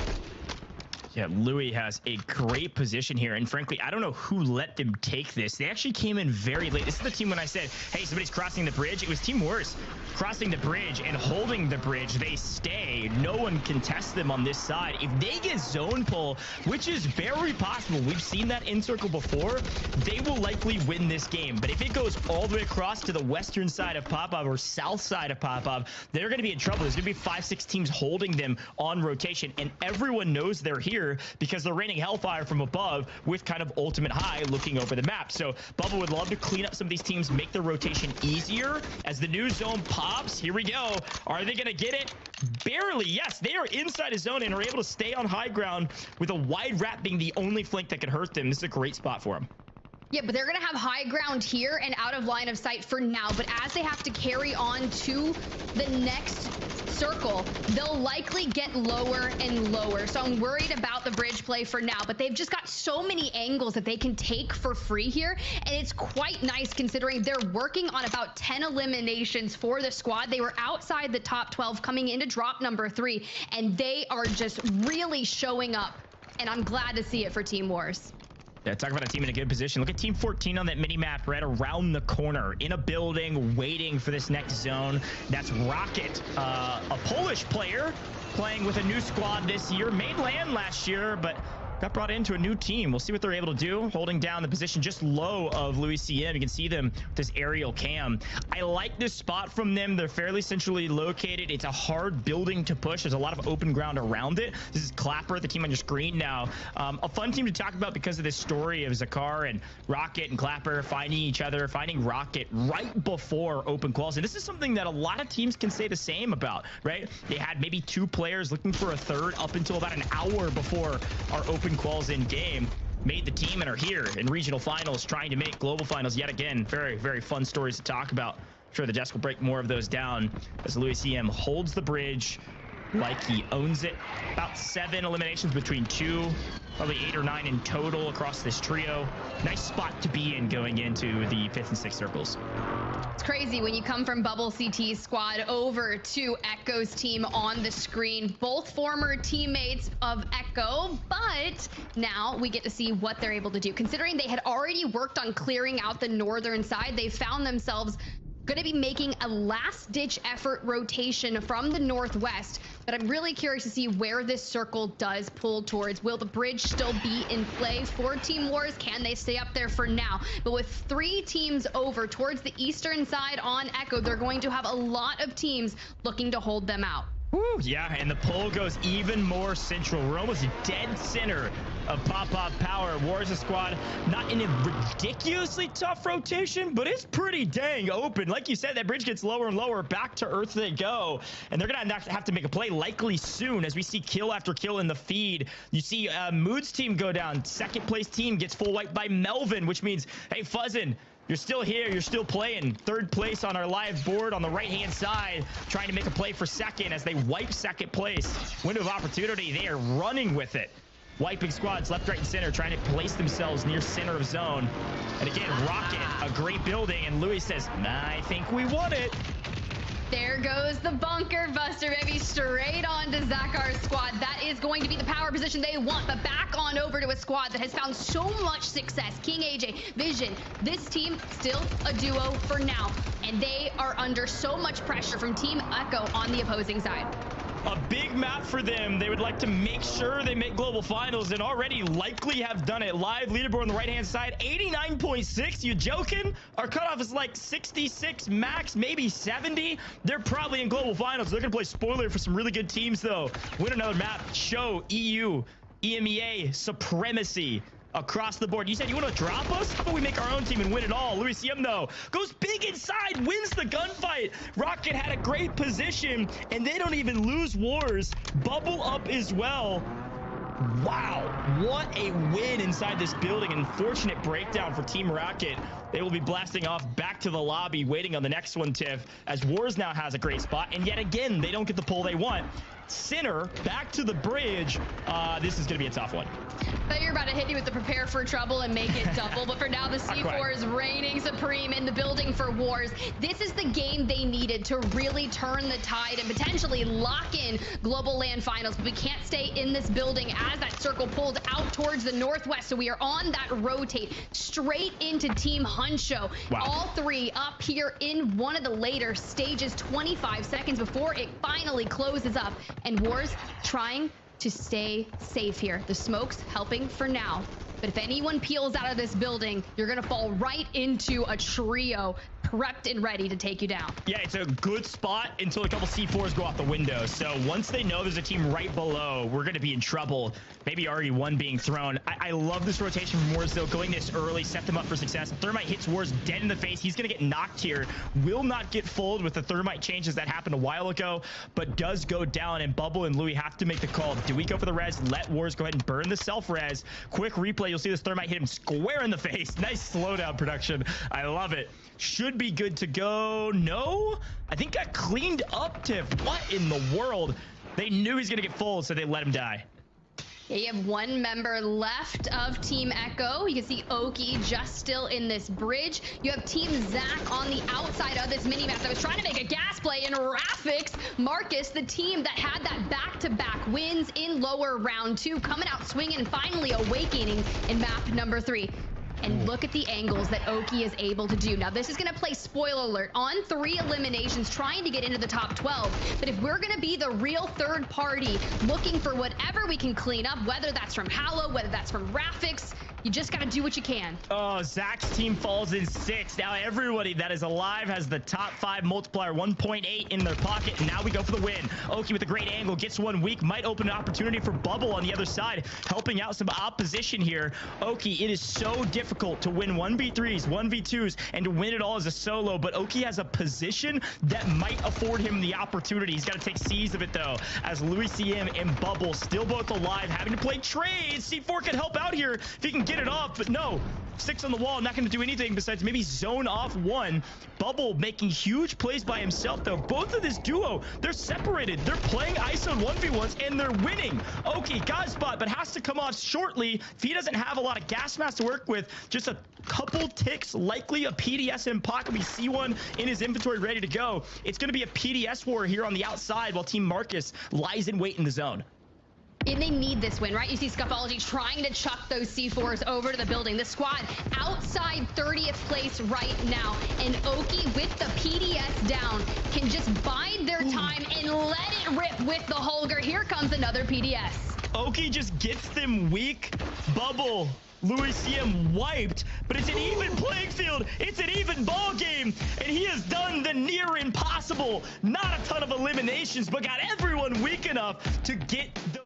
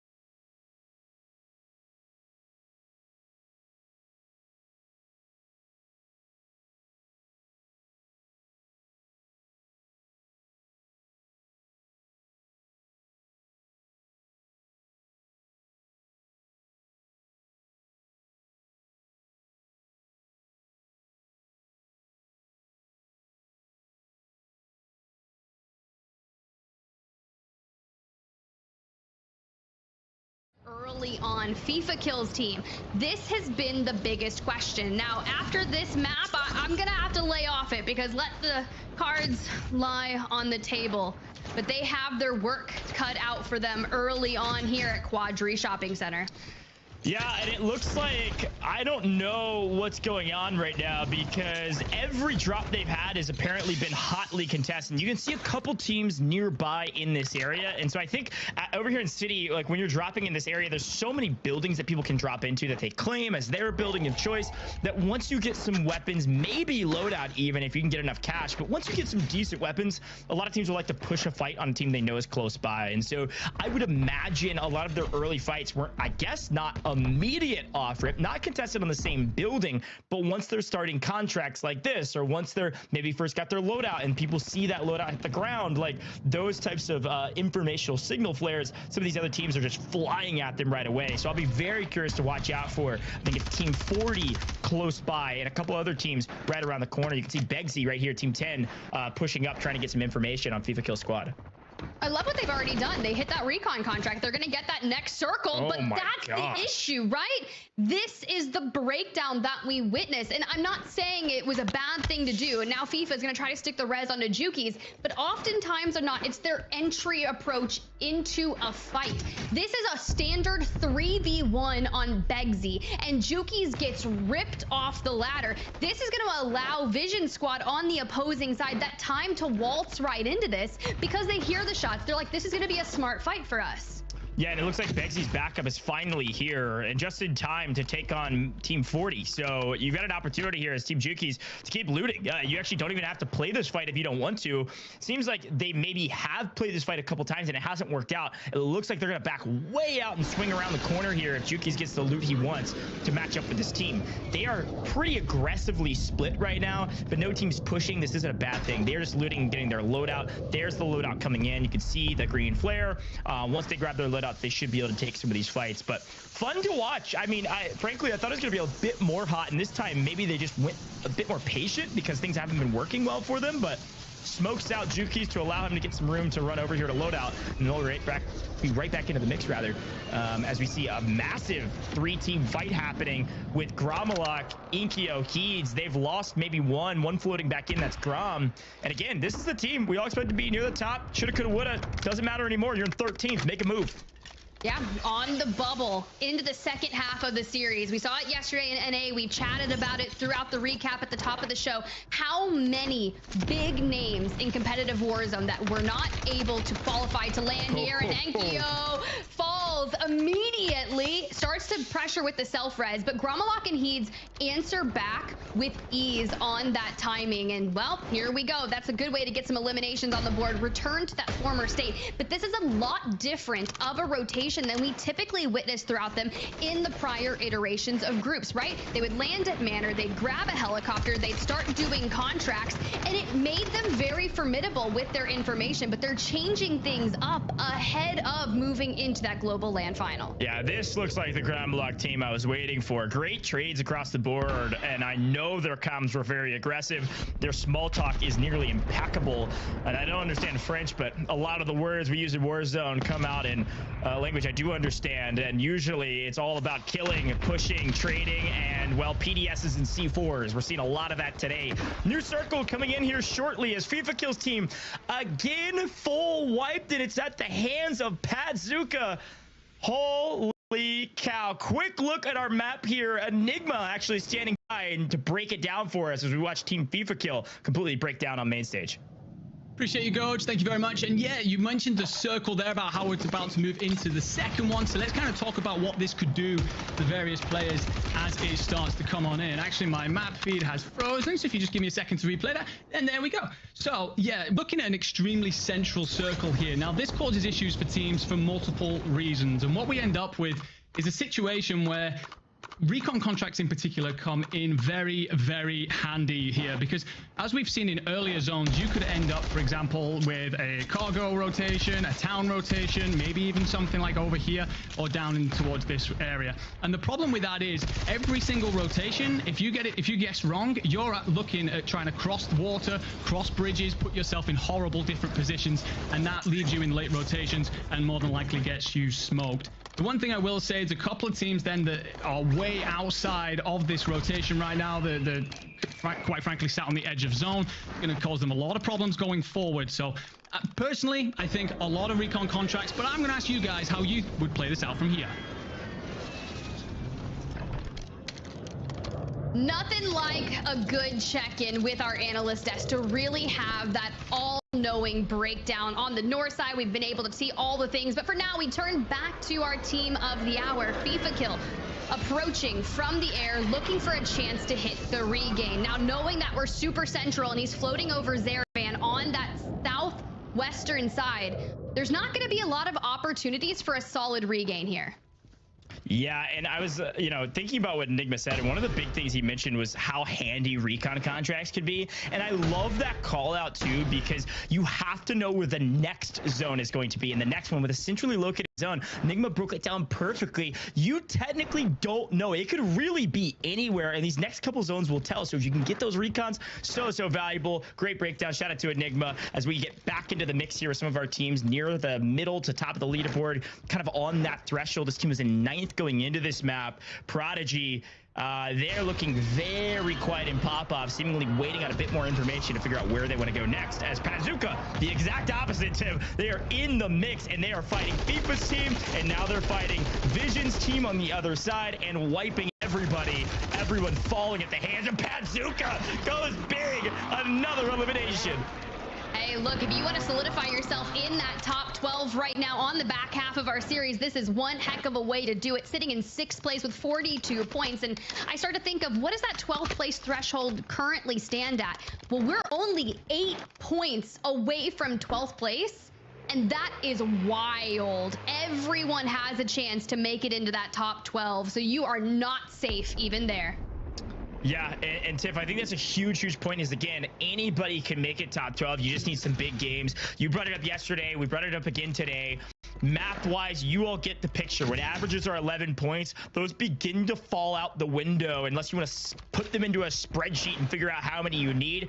At some level, if you're near the bottom, you need 2 to 3 really big games in the final 3 maps. If you're near the top, you just need basic average or even a little under average. You'll be fine. But you can't pull a team rated. You can't drop a 3-point map or a 4-point map going in when you're on the fringe. It just can't happen. So everyone feeling the pressure, everyone feeling the pressure of trying to make grand finals, trying to make LAN. As Quicker's team is holding a couple teams. We get a quick look at that map again. It is just barely eking east, still saying basically dead center of Urzikstan, which means we'll likely see that Old Town, Low Town end that we mostly expected. For now, the hold comes through. Good shots at this angle. That iron sight Holger is just something to behold. Whether you think back to past iterations of the meta and how we just keep adapting, it's just one thing for another. That DG turns into the Holger, and some people run around with the SVA. But this thing has been so fun to watch. Just doesn't move. But for this team that has to move in on that northwest or northeastern side from military base, this is a completely isolated fight. They can take as long as they want, but as long as you just don't overextend your peak onto a Car 98, sure. Yeah, I'm actually more worried about resource management in this fight. Like, I'm fine with the fight. I think you can take it for a long time. Like you said, there's nobody on this side of the map. The next team, Team 14, is like way down by bridge, so no risk of third parties. And I like Control Deck's position here to be able to hold this team. They technically have a little bit of prio. Now they force the equation, get a knock. They should win here. You just really don't want to waste all your plates. You don't want to waste any of your gas masks if you have them. Good to win. No, lose it. Diablo, is that 2? Will Diablo get a 1v3 on main stage on edge of zone? I was talking about minutia of plates. Now you're worried about your entire team's life. Maybe the tournament on the line. What in the world? Control with the C4 to even the tide. Low on resources, makes the ego chow and gets it. Wow, talking about resource management. How about teammate management? Goes down to 1.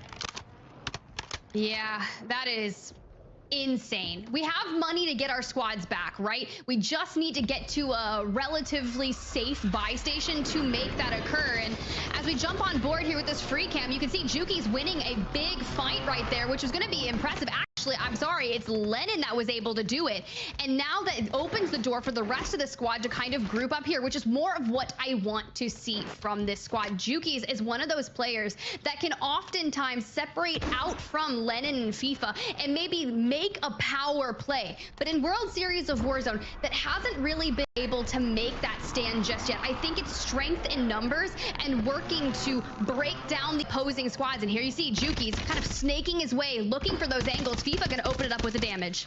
Yeah, great hold here. Again, an incredibly isolated fight. They need to win this and maybe in a better fashion than the last one. And I think this team recognizes they are at a huge disadvantage based on the positioning and high ground that FIFA Kill and Co. have, especially with this flank here from FIFA. So they try to wrap. They don't even want this fight. And one gets hopped back on. That's King Chalk. Goes down, and a well-placed thermite is going to turn the tides even more in FIFA Kill's favor. You actually see Juki sets up on the rotation to catch them in that rotation and hopefully find another kill. And unfortunately can't land the shots that he needs to with the burst. Just doesn't hit the shots. This should be a free win 3v2. They can't quite clean him up, and then finally FIFA Kill with a huge wrap gets it, but burning resources. FIFA Kill is going to lose nearly his entire gas mask to this play, which looked like a free fight. Just think about that as they get into the late zone. If they don't have gas mask, FIFA Kill in particular, they're low on resources. Just that small little error could punish them late game if they don't have PDSs or can't hit another buy between now and then. And this is something that I broke down yesterday in the NA regional finals, and something that we need to think about as we see some of our squads that are looking to get into the top 12. That is currently owned by the team on your squad or your screen with 37 points. Team FIFA Kill is over 20 points outside of top 12. So not only do you need 20 points to breach that top 12, but you're going to need to maintain that average points per game of somewhere around 11 points on top of it. So I need a 15 plus elimination 2x multiplier win out of Team FIFA to feel safe. Yeah, all eyes. Gonna say production's right on it. All eyes on this Inkyo squad just outside that threshold. Tiff, you were breaking down, and Car 98 to the face won't prove ultimately that punishing as long as you're okay. Well, Team Rocket blasts off again and gets the full. Never mind. I thought he was safe. I thought he was gonna be fine. I thought he gets out there. Now down to 2 players. They were in a great position inside of zone on the edge hunting. Team Rocket is holding them hard, and they cannot move. They get the buyback though. Hey, at least they got a buyback, right? Look, we're keeping it, stringing it together. Doesn't have to be pretty. It can be messy so long as you grab those eliminations. But the squad showing up here now on Village. Mind you, they returned back to Manor for this drop. They cleared out their side of the zone and have been slowly moving north. For now, they're all alone. The nearest squad to them is going to be the roster of Team Clapper. This gives them a buy station and a redeploy zip. So they're looking pretty good depending on where that circle wants to pull. But for the squad that came out of lower round 2 in a really chaotic fashion, fragging heavily throughout the series, waking up as it kept going, Melvin, Pentagon, Fuzzin, I'm really happy with their performance so far. Yeah, and I think the motto of World Series of Warzone 2024 has been hashtag something to prove. I think every team has got a bit of a chip on their shoulder. They're not getting the recognition they want. They didn't perform the way they wanted, and they've got something to prove. Team Fuzzin has something to prove. They want to be on LAN. They want to prove they're some of the best EMEA talent out there, and a lot of teams are discounting their skill. They're saying they're not good enough. They don't have the Kim, and so far so good in this round. But a team, a lot of people are saying the same, maybe the opposite, saying, where are you? Juki's all by himself trying to figure out where to go. Every time someone says, where are you? I just want to break into song. Oh, yeah. And you can't do that to my brain right now. Not here in Warzone, but Juki's, I need you to stand firm on this push. A 3v1 gets ripped down by Reload from the other side. Where are you? And I'm so sorry. So sorry for Juki's. They are out of here. Team wipe. See you later. Adios. 30th. What's going on? Flanked, sandwiched, everything in between. They're going to be way down in the 30s as well on the leaderboard with 2 maps to go. Good luck, friends. I wish you well.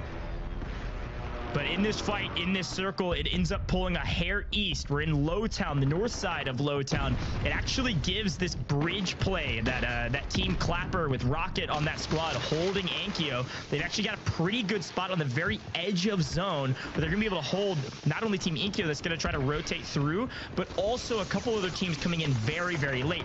This side of the zone is the Old Town side, is utter chaos. As you can see on your screen right now, the Italian trio survived roster mania, made a team together, and are making moves on this leaderboard. 1, 2, 3 teams fighting them. Slowly but surely clipping 1, 2, 3 kills back to back to back. They said Freddy's the fryer, Freddy's in charge, and I say, wow, Freddy, you're doing it big right here on main stage.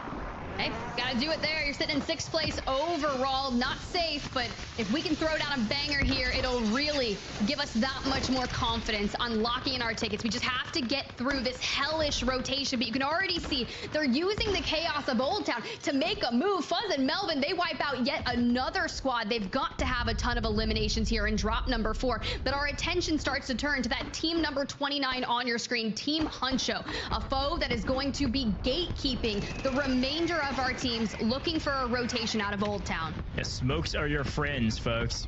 There's that Freddy play just south with that aerial cam, a great view. The team trying to rotate in. You're right, Huncho held this position for a while, been waiting for these teams to rotate in, and then they realize, man, we don't have great viewpoints, frankly. Like, we can wait for somebody to try to take our building and win the fight, but we don't really have a lot of options to shoot out, which is honestly a little bit of a death trap. I like the positioning on the top of the boxes, but you're basically at the mercy of these other teams. They know somebody's in here. I don't think anybody's going to push them. They're just going to hang out as everybody rotates around them. The hold, incredibly not successful. And if you don't make a move soon, you're actually going to be rotating too late, and you're going to get held. Look at the people across the river, Tiff.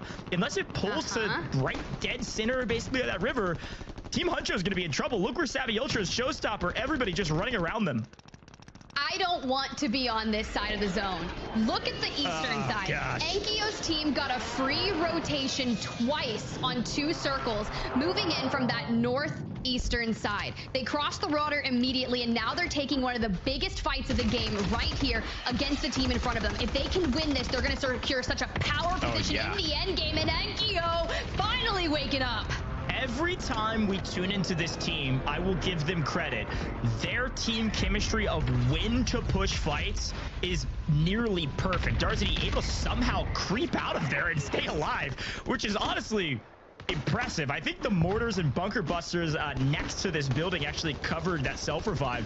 Darzity got to try to play for some placement here, but that team is so good about breaking down teams and pushing at the perfect moment. Their comms are near flawless. We've seen teams struggle with that in the past, but not this one. We head back to Huncho, and just as we expected, Tiff, bad rotation. They had a good building. They didn't have exit points that they can cover, and now it's all on the back of their final teammate, who's going to maybe try to make a play through the water. Got to try to make top 10. It's going to be a very, very tall task. Yeah, this was a team that was effectively gatekeeping that western side, but too much pressure as a lot of squads decided to rotate around them, but everyone's using their PDSs, their gas masks, all these resources that would be prevalent for that end game. And well, you've got the Titans of our lobby thus far behind you, and yeah, you can grab a full onto one and someone's going to save you for another. Does this give us enough time and cover to get the self-res off? No, we get ripped on out of it, but our attention turns towards that circle pull, and right now it is all omit EU. They call in a mobile buy station, they get the circle pull, they just have to fend off the rest of the lobby from the west. Recon or IQ, it doesn't matter. Team Gromlock have a chance to go massive in this map. They have a ton of kills to boot, they have best position to win it all, and it looks like Team Clapper has one remaining player that is on the outside, maybe 2 actually, on the outside of zone, just trying to play slow for top 10, and they've done it. They've made top 10. They're going to get some decent points on that 1.6 multiplier. Now everybody's looking for the top 5 position, and this is where it's going to get very hairy. The only team in zone in a piece of cover is Team Inkyo and Gromlock. As they wipe Team Rocket, they're going to get back to their cover, and here comes the third party on the other side. Love to swap over there. You can see it on the mini-map. Gooey being held, Clavson being held. FLS last alive for his team just inside the zone. On the edge, goes down to gas. They don't have resources. Zach is hunting on the edge of gas, but here's that team. They overextended to take care of Team Rocket, and now he's the only player alive. The support for the squad trying to make a heroic moment to get to top 5. They need this multiplier. They've got a lot of kills. Yeah, 1.8x is such a difference. They secure it. So now, as soon as he lock it in, he immediately pushes on, trying to find any more eliminations that he can. There goes the Chow, wants to break this squad down, but everyone needs to focus on that rotation for the circle pull. So he's here, can sit, lie in wait. He does have that PDS that on toe. Now, I'm curious of how we're going to make the play work for them. Well, honestly, yeah, it breaks out. Okay, we're hiding. I like this. You've made top 5. You can hang out for a little bit. Bubble CT, Louis CM, Team War still alive, barely. Now they're gone. Begsy goes huge. All 3 alive. Holding zone. Begsy should win this, but we said that a couple times that it doesn't always go to script. Ace now in the open. It's Gravelok making plays on the right-hand side, making this at least a Chow, but Reload cleans them up. No problem. All 3 alive. Player advantage will pay off. Gravelok's teammate Heed says, I am running for my life. Can I get to the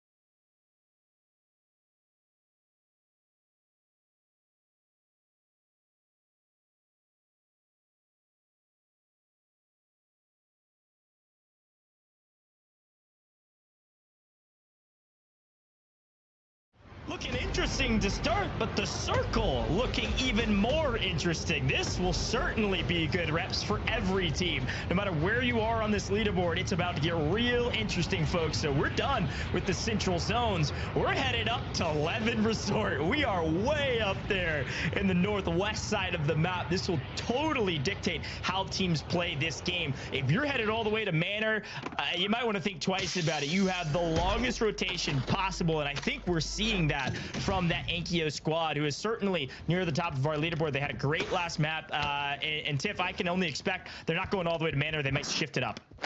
No, they're 100% shifting it up, but also teams like FIFA Kel shifting it up. But your drop number 4 winners on the screen alone in Zaravan City for the time being. But the team at the top of the leaderboard, here goes the contest and all the chaos we were talking about over at Kotovo Blocks. Pistol in hand, working on more elims. Now, I did see some on the timeline interesting moments here. King AJ and squad, let me just tell you, they're feeling confident. They are claiming that spot at the top, that they're like, you know, we've always known we can do it. And now it's a matter of time to show out. You have to feel confident, albeit in the gulag as well. You just throw down even more. I'm confident too. Like, I'm not trying to have an ego, but if I'm at 105 points and the closest team's within 30 of me, and that's Team Wars, yeah, I'd be feeling great too. After 4 maps, averaging 25, a little over 26 points per game. Good grief. There's the team wipe. Certainly don't want that Gabs team to make it. Kong, Gabs, Ghoul, a really strong team under Ghoul's leadership as IGL, but they're in 36th place, so they've pretty much chalked the tournament for that team. Let's see who else they can chalk, I guess. That's the storyline we're watching. Good grief, this team is on a tear.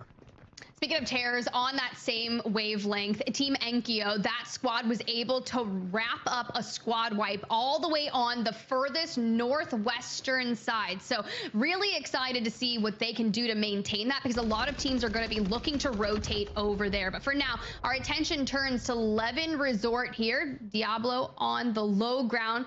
Team R7 up top.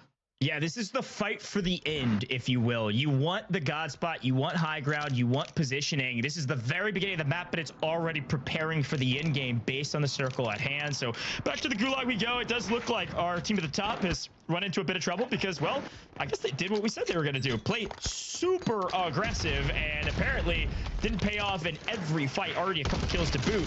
But there you go. There you go. One more goes down and right back into the mix. They haven't lost a gulag on the main stage yet. Love that for them. Pretty consistent, right? You want to be able to win your ones, especially in the gulag when anything can happen, as we've stated prior. Prodigy going down early to Crystal Shots there. That's going to be really interesting because Crystal Shots is going to be outside that top 12, if I'm not mistaken, and wants to fight. Yeah, they're currently sitting down in 33rd place with 30 points, so 18 outside of the top 12. Yeah, and we talked about swapping up drop spots. Enkyo, Gromalok, Keeds, they usually go Manor all the way down bottom right-hand corner of the map. And, well, here's the flip on its head. We're all the way up in the northwestern side of the map, up here with Kotovo. I mean, we are way up here above 11 Resort.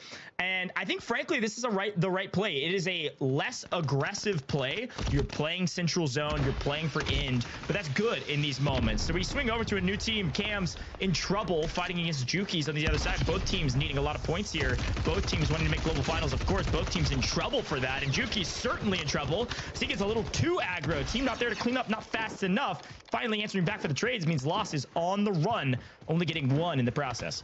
It also depends on what FIFA and Lennon have in terms of resources. If they have the cash, they're going to say, hey, Juki's, full send, be that entry fragger that you know you can do. But when you get swung by in that 1v2 situation, there's only so much that you can do. And it was mere seconds that determined the loss of Juki's, who actually falls in the gulag. FIFA and Lennon will have to hit that buyback. Now, we turn our attention back towards that squad. Gromalok, like we were talking about, had already won a really massive fight in the northwestern side of Urzikstan in Kotovo Blocks. We lose out on Gromalok because the squad has already decided to rotate in here. It's going to be Team Walker coming in from 37th place from uppers originally, 17th in lower round 2. So a team that needs a standout performance here, and Enkyo and squad, well, they've got a 2v3. Yeah, 2v3, have high ground, have positioning. See if Gromalok can get back here shortly, fighting in the gulag likely. But Inkyo just looking for a C4 over the wall. And look, big combos around meta. C4 certainly still in it, and smokes as well. But that smoke not going to help out when you're live pinged by Inkyo's teammate. Swing down, get the full elimination, and then hunt this other player inside. No chance for you, buddy. Just 2 doesn't mean that they can't win it all. 2v1 now, swinging back the advantage on their side. They say high ground galore. How about a gun in the face and a full team wipe? See you later. Right back into it, full team, and Tiff, they're looking very strong, holding down Kotovo. Now the only team really contesting this area. I want to see more people keep trying to chow this. You got squad number 32 that was in the distance looking for a regain in the north. That's going to be R7. We already saw a little bit of a breakdown earlier in this map for them. So we just got to see what they can do to hit that regain for Team Darzity on the squad here by Bathhouse. Now this is a rotation out of Old Town, but they have to keep out too strong here. It's going to be that isolated 3v3, and Darzity already on 2 elims. Not bad, but it looks like we just waved the white flag as Darzity parachutes out trying to get into power immediately. Yeah, I think this is the right play. I mean, you're so deep and there's so many teams inside of this next zone. And again, we talk about pace of play. The zone oftentimes dictates that, right? So with the zone this aggressive, we're already down to 32 teams, only 87 people alive, and our second circle is just barely closing. I mean, this is crazy as Nova puts on a show for us, able to take down a really hot competitor with Vortex getting ripped, and now Robstar in trouble, trying to figure out what are they going to do. Are they going to stay here and try to hold this squad, or are they going to rotate in? Because they're not in zone either. Everybody fighting the outskirts, and now third parties galore. So many teams falling, everybody getting more aggressive. It's the end of the tournament, Tiff. The final third gets wacky. Yeah, but this is a fight between your 14th and 16th place squad, and Team Darzity, quite frankly, should have known that that squad they were initially engaging with over in Old Town would have, of course, mirrored their rotation, looking for a smart third party. Now smashed, fully eliminated, and it's going to be Nova and Darzity trying to acquire their funds together to maybe get that buy back. And honestly, if I'm Blade, job's not done. I'm just going to rotate ahead of them, know this is a coming, and look for a gatekeeping situation. Here we go, back to Begsy we go. This map winner's very strong team and playing a pinch here. Do get a trade, at least one. Can Begsy go big? Yes, gets 2. Gets shot in behind. There's the third. Coming in the nick of time, King Benji makes the final play to make it a true 1v1 as Reload gets the cleanup. A good team fight from both squads leaves both of them in trouble. An outpost and a quick buyback here with Reload. They now have the advantage with a bit of overhead information with our floater. Reload got to try to just play this as slow as possible, wait for his teammate to help out. What is... Huh? Oh.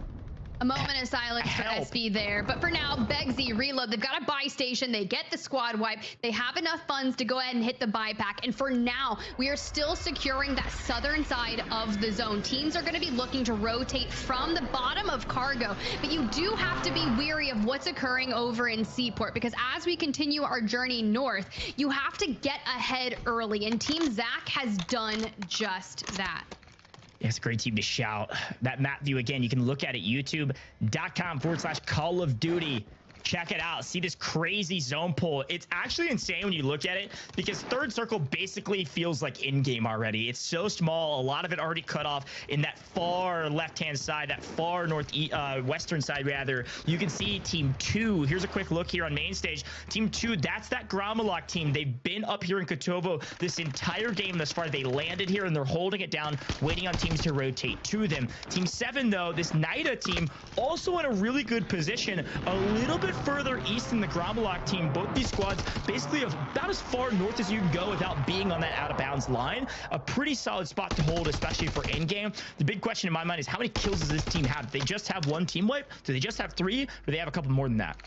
They're going to need a lot of eliminations if they want to lock themselves a ticket in for the Global LAN Finals, currently in 17th place in drop number 5. Now, as we see, circle closing in just 2 minutes for 3, we are trending in terms of what is available in that late circle 4. There's only 26 squads in this atrocious circle pool, and a team that has to get out of Seaport is the one on your screen, Stevo, trying to take angles onto Stukax, and you can already see one member extending out, giving Patsuka some trouble. Yeah, Seaport oftentimes selling boats. You don't want to be the salesman today. gotta win this gunfight. You gotta get into the next zone. You're on the edge. This is a true 3v3, and Pazuka making it look easy. Again, this team has said long ago they're one of the best EU trios still together since early Verdansk days, and it's team fights like this where they get to prove it on main stage. Bagel sit back to the bakery, and a full team wipe means there's no salesman today for the Inxian squad.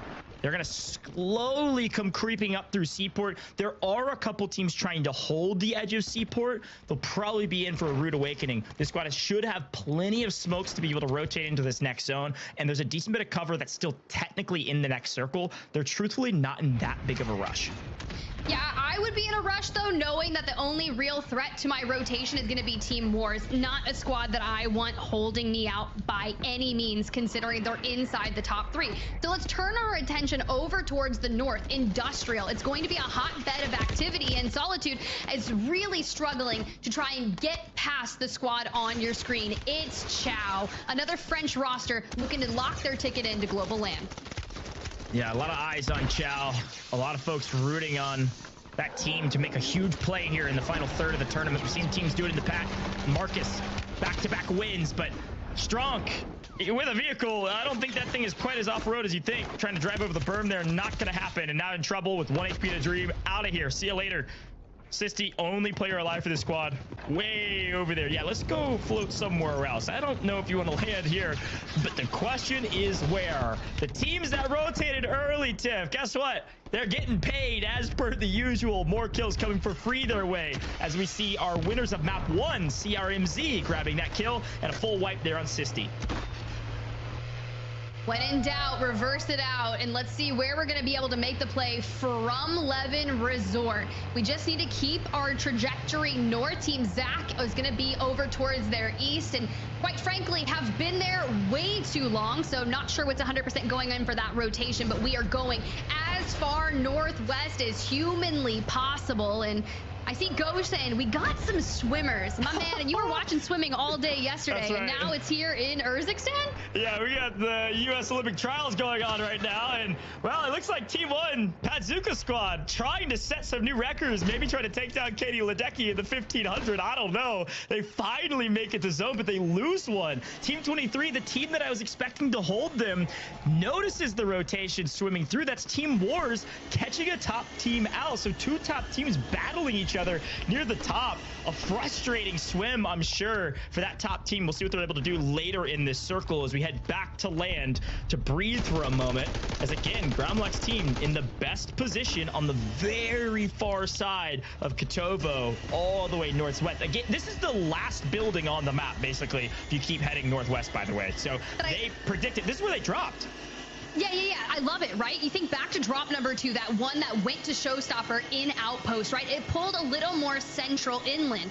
And this is the same thing that this squad did on your screen. They dropped Kotovo blocks, so it's almost like a rematch for them, and they've changed up what they've done. They've won a lot of those early game fights that have really set them up for success here. They're controlling the farthest away. They even have a redeploy zip that's going to be available to them. And no team is going to be able to extend out this far north without getting punished, because they're split holding multiple buildings and taking advantage of that situation. So now you have to really look towards the outside of who is trying to get into this area. You've got Team Echo fighting a massive engagement, and then you look on over here just towards the southwest. Ilgoy, one of the teams on the bubble, have to go big.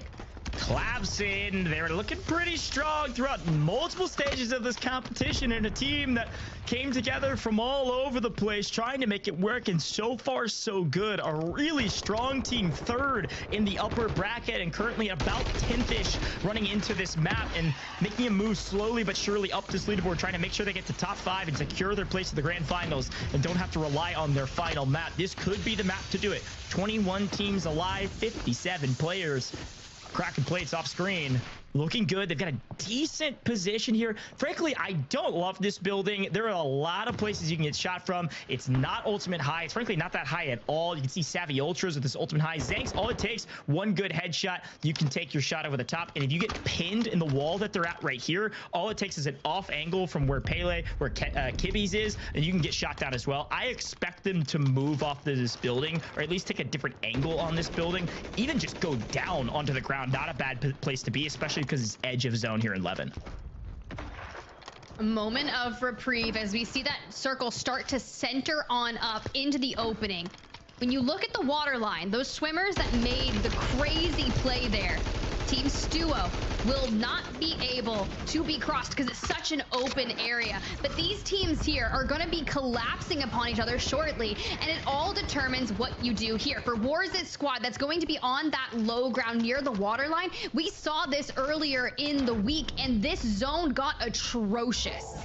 Well, a buyback for Patzuka means they've restabilized, and well, this building certainly looks familiar. This was a building we saw in North America hotly contested when we had a zone similar to this. Stuo doing a better job of holding it down than our North America teams, though. Quickly cleans up a couple swimmers trying to take advantage of the two buildings on the far western side. Now, this zone shouldn't pull this far over until maybe our moving circle. So right now, I lean towards that south side of Kotovo instead of the north side of Levin. I think we pull up there, and most of the teams are agreeing with me. You see 1, 2, 3, 4, 5, 7 teams on the south side of Kotovo, with only a couple teams here still battling in zone on the north side of Levin. There's still a couple teams deep inside the zone, even near gas, trying to make a push through Levin, and they're going to be in for a rude awakening when this next zone likely pushes even further north. And the team on your screen right now sitting in 16th place, 6 points outside of the 12th place slot. You just had a rotation in from H-Mood. They had one get ripped out from underneath them, but the squad of the winners dropped number 4 on your screen, trying to hold on. Now, mind you, they were like, hey, we just want to have the same game plan each and every drop, and if that circle pulls to you, then great, make the most out of it. And they are trying to make the most out of this situation where they found themselves surrounded with minimal cover. Yeah, and they need this beach. And Kibby's does fall here. If they can clean them up, C4, okay, they can breathe. Let's see where this zone goes and see how long they can breathe. Well, not very long. Pushes inland like I thought. It's going to go to the south side of Kotovo, still in the northwest, but the south side of that POI. And guess who's still barely in the zone? We got to swing back over to the north side. Look at Gromlock, Ikio, and Heeds. This is the building they dropped on, and it is still inside the zone. Just barely, but still there. They have been blessed with zone pull. They likely did a recon as well to get more info. Everything's going their way as teams continue to melt each other. Everyone has to rotate in, except in a team that's also been playing for zone this entire tournament, Sakar, Rocket, Clapper. They need a big one here, Tiff. And frankly, I don't think they have enough kills right now to make a huge difference. They need to pick up a ton of these kills in rotation. And unfortunately, they don't have ultimate high. So who's been picking him up? It's Inkyo with this angle. Clapper and Rocket and Sakar are almost sitting ducks in a good position, but not a great one because of that high ground. And it's great, right? Because Gromlock was on that bubble, currently sitting in 9th place, but for FLS, trying to make a rotate, PDS, and delay as much as you can. For all of the squads have full scent. We can see Stuo's team just going under immense amount of pressure, hits that full wipe. And for the teams that have pulled out into the open, you look towards the north. But what can FLS do? No gas mask. We have one more PDS, and Echo's team who have rotated in through Industrial, who have found themselves on the cusp of not even qualifying to land, have got to stay alive and pick up so many eliminations to do so. H-Mood still in it, coming in deep in the gas. One making it through after a buyback. Going to be really hard to do much more than what they're doing right now, which is just staying alive. Same with FLS, coming in very late, but's got a PDS, makes a play on the buy station, makes sure it's open, gets a double buyback. This could be a heroic play that sets that team up for global finals. They've got to get top 5, and we're at 8 teams left right now. A ton of teams in the gas. And finally, Gromlock's team is being contested off screen. Somebody's dropping on them and getting fried out of the air as Echo's holding this edge to make sure this Saudi team does not make it in. And it was FLS. They tried to fly to Grom's building. They got the buyback. Everything was going right. And they went to the wrong spot, the only spot left for cover, and they all died. Tiff, it's about to get nasty. Top 5 right around the corner. Cam's last alive, just ahead of that Echo squad there. Now you think of it, they won map number 3, but only 10 eliminations. Gonna need more. Cam's on 9, looking for all the action we can find. Here comes the rotation from Echo and Oki to deny every bit of it, but it's gonna come down to these 3 squads. Team Begsy, Team Gromlock, and the C4s come swinging between the PDSs. Oh my goodness. Out in the open, it's a 2v3. Oh.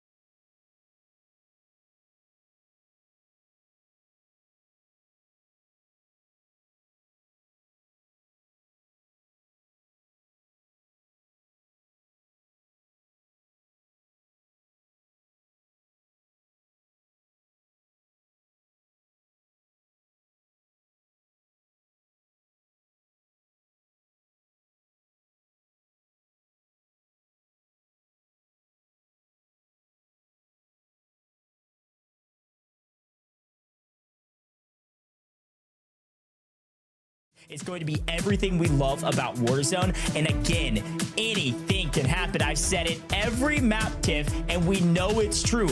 I don't care if you're FIFA Cal. I don't care who you are. You could be way down in last place. If you drop a banger map, it could be enough. Anything goes. You want to check out that map view, youtube.com/Call of Duty. It will give you a lot of intel on who's alive and who's not and where that circle is pulling to. Man, Tiff, I couldn't be more excited.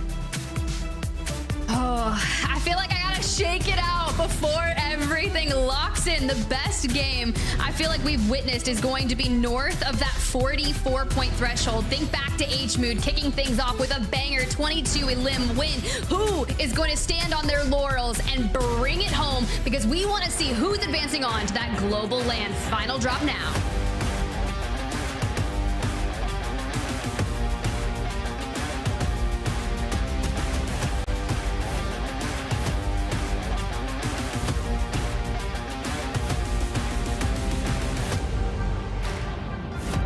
Well, wake up, folks. The final map of the day, the final map of the week, might I add. LCQ is a couple weeks away. A lot of things can change in those weeks, maybe even teams. But we got to get there first. Who's going to make global finals? Where's the plane line? Where's the circle? Who dies first? All of the questions about to be answered here shortly. And a quick look at the circle tip.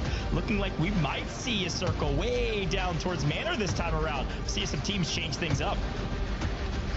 This is everything, and you have your 3 bubble squads over to the left. And well, if one thing's to be the same, it's this Huncho squad on your screen, consistently hot dropping throughout losers round, lower round 2, and even into the EMEA finals. Now they've already ripped one, but can we find another? But this isn't even alone. We still have another squad to their left, and it's Team Intercensal. Yeah, funny enough, both of these two teams both have Maze org members on opposite sides, not playing together, and there's a sandwich with Ghoul right in the middle. Don't love that spot in the middle of this building. Decent spot for some loot. Huncho has seen them here over and over again, map after map. They've traded wins. This team, this is your 12th place team right now. If they maintain position, if they throw an average score up, they will likely make global finals. And if they don't, just below average, they likely don't make global finals. So all eyes on this squad. But yet again, this fight will probably take a long time. Nobody wants to make the first mistake, especially with 3 teams here. It's going to get real mixy real quick, and you can see all 3 teams, looks like control deck, gonna be the first to push the equation. And will they get punished or paid for it, Tiff? That's the question. No, that's new. There's 4 squads here. This is not good. The shock stick coming on in, catches them off guard, and now if I'm Huncho and I'm the opposing squads, we are struggling. I was looking at Huncho, I'm like, okay, cool, we got the BP-50, we got a solid SMG, we have a trophy to work with, we even have C4s. This is good ground loot in terms of this, but when you've got sheer numbers and control deck squad really just like eating apart the opposing teams in your area, it's going to give you a moment of reprieve, but you are not safe here. Yeah, and frankly, that control decks team, no wonder they pushed the equation and tried to be the first aggressor. They're done in 33rd. I mean, they need to fly at every team they can and just hope they win and play perfectly. If they play perfectly, they can make it. But it's going to be a lot of gunfights they need to take, and a win likely to make it to the global finals. We'll see what they're able to do as they swing on this next fight. And after a little while, we're going to have to rotate around and see what's happening the rest of this map. This fight is crucial. There's a lot of fights happening around, everyone wanting to get kills early. Huncho does get their buyback back in, so everybody's got 3 up and 3 teams fighting, all 3 alive. Everybody kind of playing slow. Let's see what's happening on the other side. As Tiff, well, uh-oh. It looks like we got some problems here with a former World Series of Warzone and a solo YOLO champion, Mr. Blade himself. Last alive on Island. Contesting 15th place. Contesting Gromlock, maybe? What happened down here? 15th place on your leaderboard, and it is down to a solo Blade who has to channel that inner solo YOLO and stay alive. So but we true. are as far southeast as we can get. So what does a chance for a regain look like? Well, for Huncho, trying to stay onto that 12th place, we finally get all 3 back alive, and now we've got to contend with yet another squad. Is Team Savvy Ultras, a squad with a lot of land prowess and competitive Warzone history as well. Yeah, Savvy Ultra Squad too, like kind of right on this fringe. They're a little bit up on the fringe, so they're up in that kind of like almost safe margins. So they're gonna keep frying and slaying and trying to get these eliminations, and they are pushing the equation. They feel confident. Quick cleanup, looking easy at the top. Top 10 for good reason. Nice cleanup. Hunch everybody else in this area in trouble and into the gulag. And I want to see these gulags because, folks, if Huncho dies here, Teammate G dies here as well, they are in the lobby and likely not making the global finals, having to battle at LCQs. If they win here, they still have a chance. This is your 12th place team, and lost in the sauce, but spins, turns, and hits dummy down, sends him away. See you later. One's back in, so G has a little bit less burden and responsibility on this fight. No money. We'll have to deal with that. Weave and Stimmy in the goosh. Okay, I'll take that one. We'll check back in with them later. But for Savvy Ultra, still a team of 3. We grab the bunker buster, throw it straight onto fire, but we get caught out from the left and punished immediately. This is Zach. Vision coming in. Top team. Spraying and praying. Getting eliminations. Showstopper down below. Vision on the cross. Looking to play spoiler to some teams. This is what we expected from them, as again, we didn't harp on it too much going to the 6th map, more on the 5th map. Showstopper's team definitely makes global finals. Nothing can change that. 110 points. So at this point, they want to fight some of these teams that are on the fringe. They likely know there's some teams here on the fringe. They want to come in and clean up. It doesn't matter if they get wiped early. They can play hyper aggressive. There's literally nothing on the line besides wiping good teams that aren't in the quote unquote money, in that threshold. So Zank's going to try to make sure that doesn't happen for this squad, Savvy Ultras. Try to answer back and use them as free kills, as it looks like Team 34 actually the ones to get that cleanup. Yeah, you saw immediately goes down there. That's going to be Team Viero on the opposing. Now, they came in from lower round 2, 14th overall, but King Chalk on your screen with Nida still upstanding nice and in the gulag, and we're going to go ahead and go for the pickup. 5 kills alone for just 1 player on that squad. You love to see that. Yeah, definitely do. These elims are going to come so in handy later if you can get some multipliers. And again, it gives you a little bit of breathing room in the mid game to not have to hunt teams down on edge. You can totally play for in-game and zone and play for those win condition spots, high ground, buildings, and the last piece of cover or otherwise. Excited to see where these next couple zones go, though, as we've got a lot of teams in this area. It looks like 3 full teams, all split up, separated. Couple players trying to play anchor, but are going to be caught out for it with 3 teams in this area. Can't really be this split from your team. An easy cleanup. Savvy Ultras makes it 2v1, even though that team technically had player advantage, because there's another team right on the horizon. That's Monzo, Pink Turtle, Skinner. This is one of those underhorse teams that have been battling through lower brackets to make it here to regional finals and then make it to globals. They've had a decent day today. They had a good start to the tournament and have kind of gone a little bit quiet. Now near bottom of the leaderboard, about 29th. So they need a big map here, and this could be the map to do it, but they need to swing on this team and just win the fight. There's really not a lot of time to work with. You can't just sit back and play super slow when you need a ton of points. And there's a benefit from taking out Team Savvy Ultras and denying them a good game here, right? Because this team is in 10th place. And if you're looking to get into the top 12, despite being relatively far out of it for now, the points disparity is pretty muddy in those middle positions. You can jump up a lot of room with a solid game, but you have to take down the teams that are going to be on that fray here and now. And this squad in 10th is only safe by 5 points. Yeah, it's razor thin margins. You got to make a big move, and sniping people out of the air certainly will help if you can land them, but gonna be here for a little while. I'd love if we could just swing over to Chow's perspective as we see this fight unfolding. It'll take a while for these teams to wipe each other. Last I checked, Chow was driving along in a vehicle, sitting in 20th place, just kind of barely on that edge of being able to make a play. That Chow team, Tiff, I was taking a look at it. They actually pulled up, I think, 2 to 3 recons already. They know they have to play for in-game, and they want as much info as possible. Here's a look at them right around the corner, actually, from those teams. Chow, alive with VDAT. They've lost 1 and having to loot back up as VDAT likely came back from the gulag. They have 3 recons up right now, figuring out where to go. So this is why they've got the vehicle and they're rotating so aggressively and are in a bit of trouble. Same thing here with Savvy. And we still go back to this fight with Team Skinner here, this time in the LTV, down to a duo, and you have 3 people focusing their direct attention straight on you. It looks like they're going to be okay for now, but checking in here with Team Cams, another squad from the outside looking in 13th place, just 1 point separating them from Team Huncho in 12th. Yeah, the Spanish team, frankly, is a very good team, but they had to battle their way after losing. They had 24th in the upper bracket last time they saw these matchups. They get a bit of a revenge tour here, currently in 13th place, just barely outside the threshold.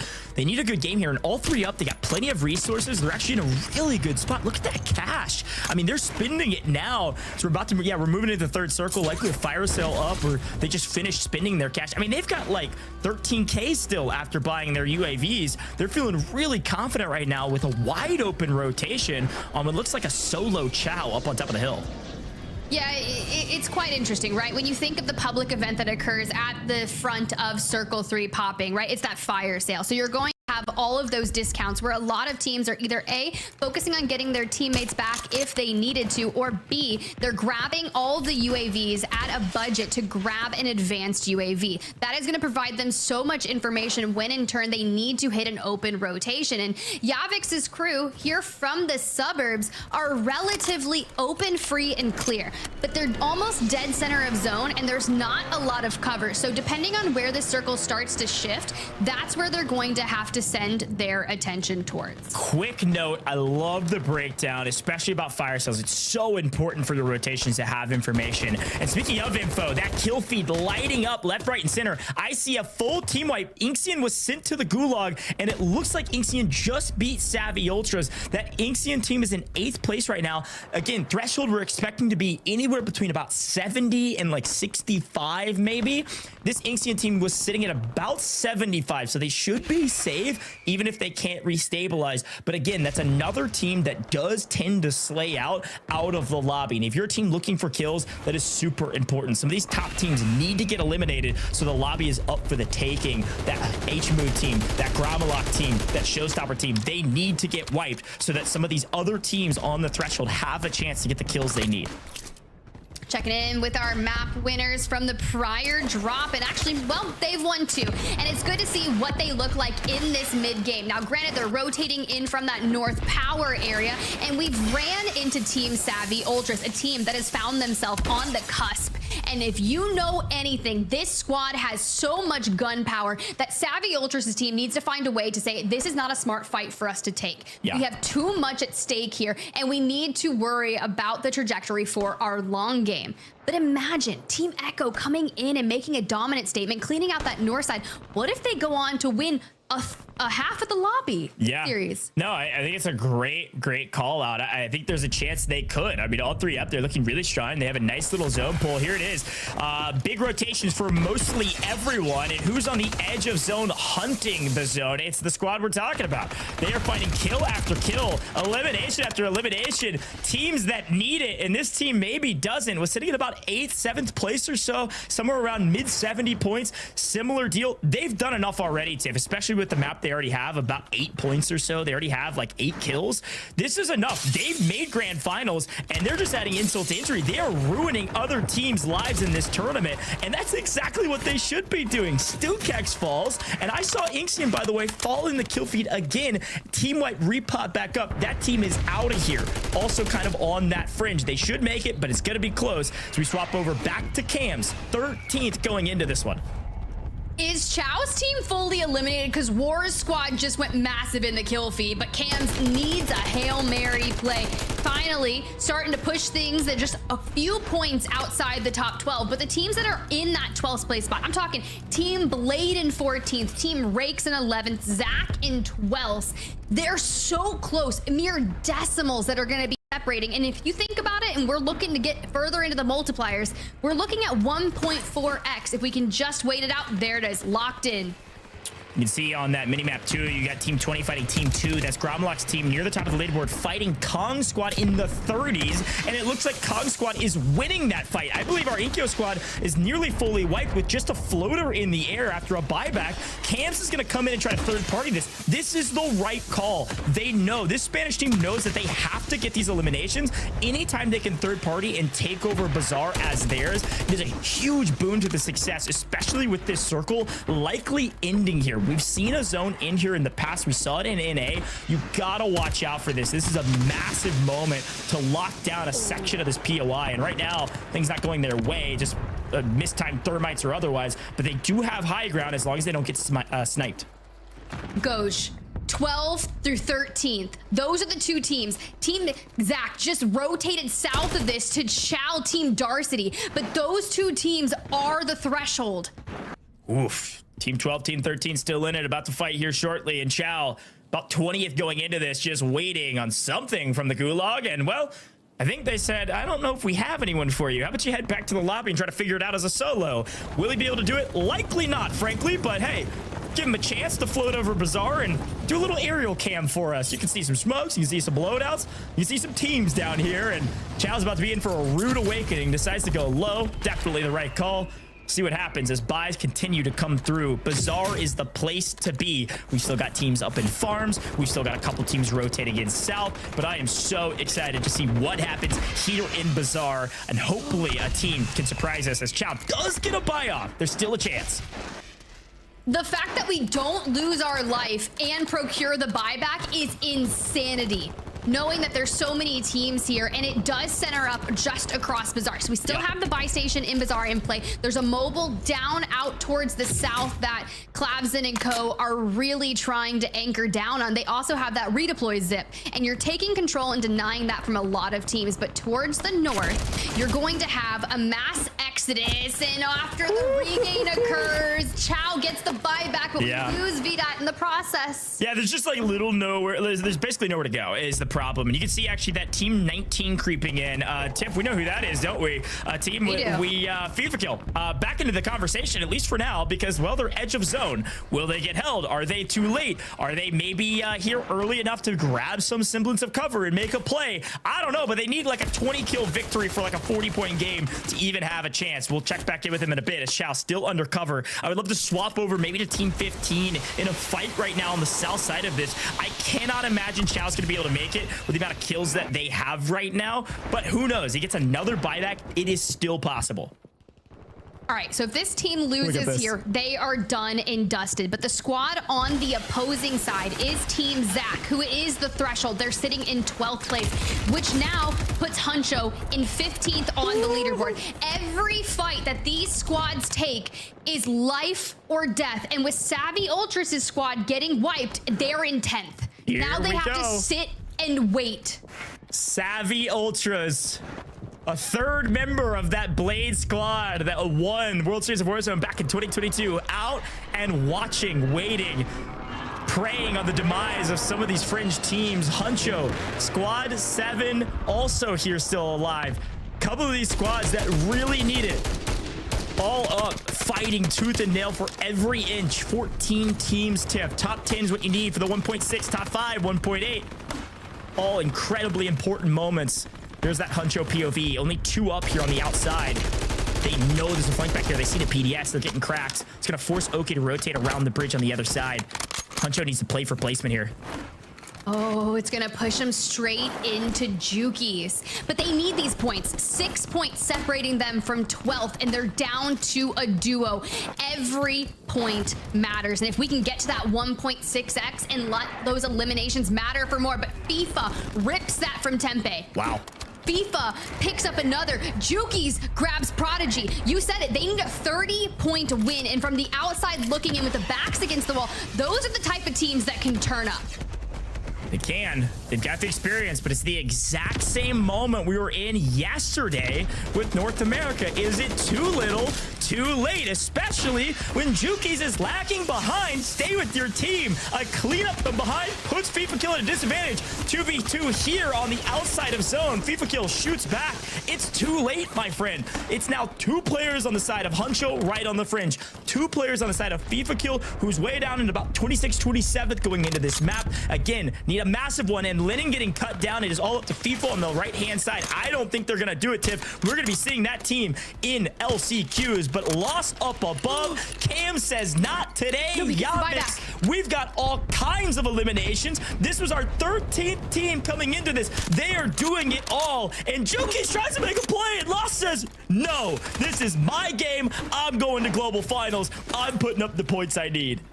It doesn't matter. FIFA's in the dead center, clicks a buyback. I'm pretty sure, again, yes, Juki's tried to come in, but if someone doesn't rip FIFA out of there, he's just trying so hard to stay alive. And Cam's in 13th place, 2 points outside of 12th. They hit the zip to move towards where that circle is pulling to. What can FIFA do? Gets 3K. Who's coming back this time? It's Juki's. Juki's has enough to get Lennon back, but I am saying that they need to be perfect to be able to lock in LAN finals. There's only 3 other players on the map, and they need like 12 of them, something like that. I don't know. Math will figure itself out. But I'm looking at Kansas squad. They've set up perfectly. They dominated Bazaar. They've got high ground. They are cleaning up team after team after team. Zach needs this as well. PDSing in the gas. They're deep. They need the kills, but they need top 5 so bad. Top 5 might dictate whether they make global finals or not. And with Azen up in the air, he's got at least a viewpoint to tell them when to go and where to go. What building could they make a move for that doesn't have a full team of 3 in it? FIFA wipes Chow. FIFA's still alive, laying in wait as everyone has rotated across the way. Now, I don't know what kind of last-minute play is going to come through. Zach gets ripped. Does that squad do enough to breach into the top 12? For now, they're out in 11th. King Chalk, 16. We got a lot of people that need these points, and King Chalk takes down Bubble Wars, answers back Jansen, answers, trades back and forth. It comes out of the final 1v1. King Chalk gets them all down. A top team eliminated. No spoilers today, boys. King Chalk's team still in it on the back of the King. They have a chance to make global finals right now. Cam's team, did they do enough? They had a ton of eliminations. They got top 5, I believe, or maybe 6. It's going to be dang close. But this team with the buybacks, this team with the PDS, King Chalk could do it. And who else is there but FIFA Kill, last alive for his squad in the center of zone. And we've got 2 more teams, a total of 4 squads, but it is a 3v1 v1v2. This is going to be disgusting, and this could matter for every single team left in this competition. And King Chalk's in 16th place, looking for eliminations. FIFA wipes another, grabs that full. And now we're down to a 1v3. They have control. The buyback comes through, but it doesn't matter because they're going to look straight to the sky. Jukies is up there lying in wait, has 3 eliminations, trying to deny them that elim, but they pick it up anyways. A kill worth 2 points could be what that squad needs to go to the global LAN finals. A super young team. King Chalk has been waiting for this moment for 3 years. Was 15 when he saw World Series of Warzone and said, I want to be on that stage. 3 years later, 18 years old, wins the final map with an opportunity to make global finals. This map is going to be so close, but they had a crazy amount of eliminations. And if I have a prediction, I think they did enough, but it's going to come down to the wire. Look at this ridiculous last stand. Look at this wild aerial cam. It was all Bazaar all day. Cam's team right on the fringe, had high ground, had God spot, and were able to do a lot, but not at all. You just see the breakdown. This is where Chow's squad falls between FIFA and Juki's. And there is that buy station that was available there, but Yavix, Cam's loss from the roof are putting so much pressure on the squads trying to rotate it. Nova comes back in, Lost sights it, but Nova does get into that cover. Yavix, but consistently holding. I'm sorry, I don't care about anything else at this point. I wish that we saw this FIFA, this squad earlier in the series. It's the exact same thing from yesterday. It's too little too late, Tiff. Sorry, you missed your window. I love you. And finally, you clipped it in. And finally, maybe you have hope for LCQs, but it's just not enough. You don't have enough enough kills, and you didn't get here early enough. They did everything they could to stay alive when their backs were against the wall, but it wasn't enough. And you see Kong, Gabs, Ghoul, it's the same story. Yes, they get a great wipe here. Yes, they have a great game, but the problem is it's too little too late. They were down in the 30s going into this map. The only team in contention to make global finals from this fight. Sure, Kong, if they win it all, maybe they had enough, but it came down to this play right here. King Chalk goes huge, gets Neon Sun back. They have position. They've got the buy. Everybody's up. They've got smokes to play with, and they have the zone. They have everything they needed to win, and they did it with style. Tip, I'm hearing they had a 40-point victory. I cannot wait to see this team's victory moment because it is going to be extraordinary. And shout out to Gooey making it top 4. Shout out to FIFA Kill for getting this far. Kong, Gabs, they had a great map. They were contested early. It just likely wasn't enough, and it came down to this trio being in the right place, the right time, and slaying out the entirety of this map. And you even see that buyback come through, but that rotation early from King Chalk and Co. He reses, he gets the buyback, and they hold that position throughout. Let's run back to victory moment. You called it. Let's see it. Ça fly, mort. Il est dead. 3v1, comment on y va? On push. Attends. Il est derrière le wall. Il est à droite, là, sur moi. Let's go. Putain de grosse merde. On le tient en l'air, Encore.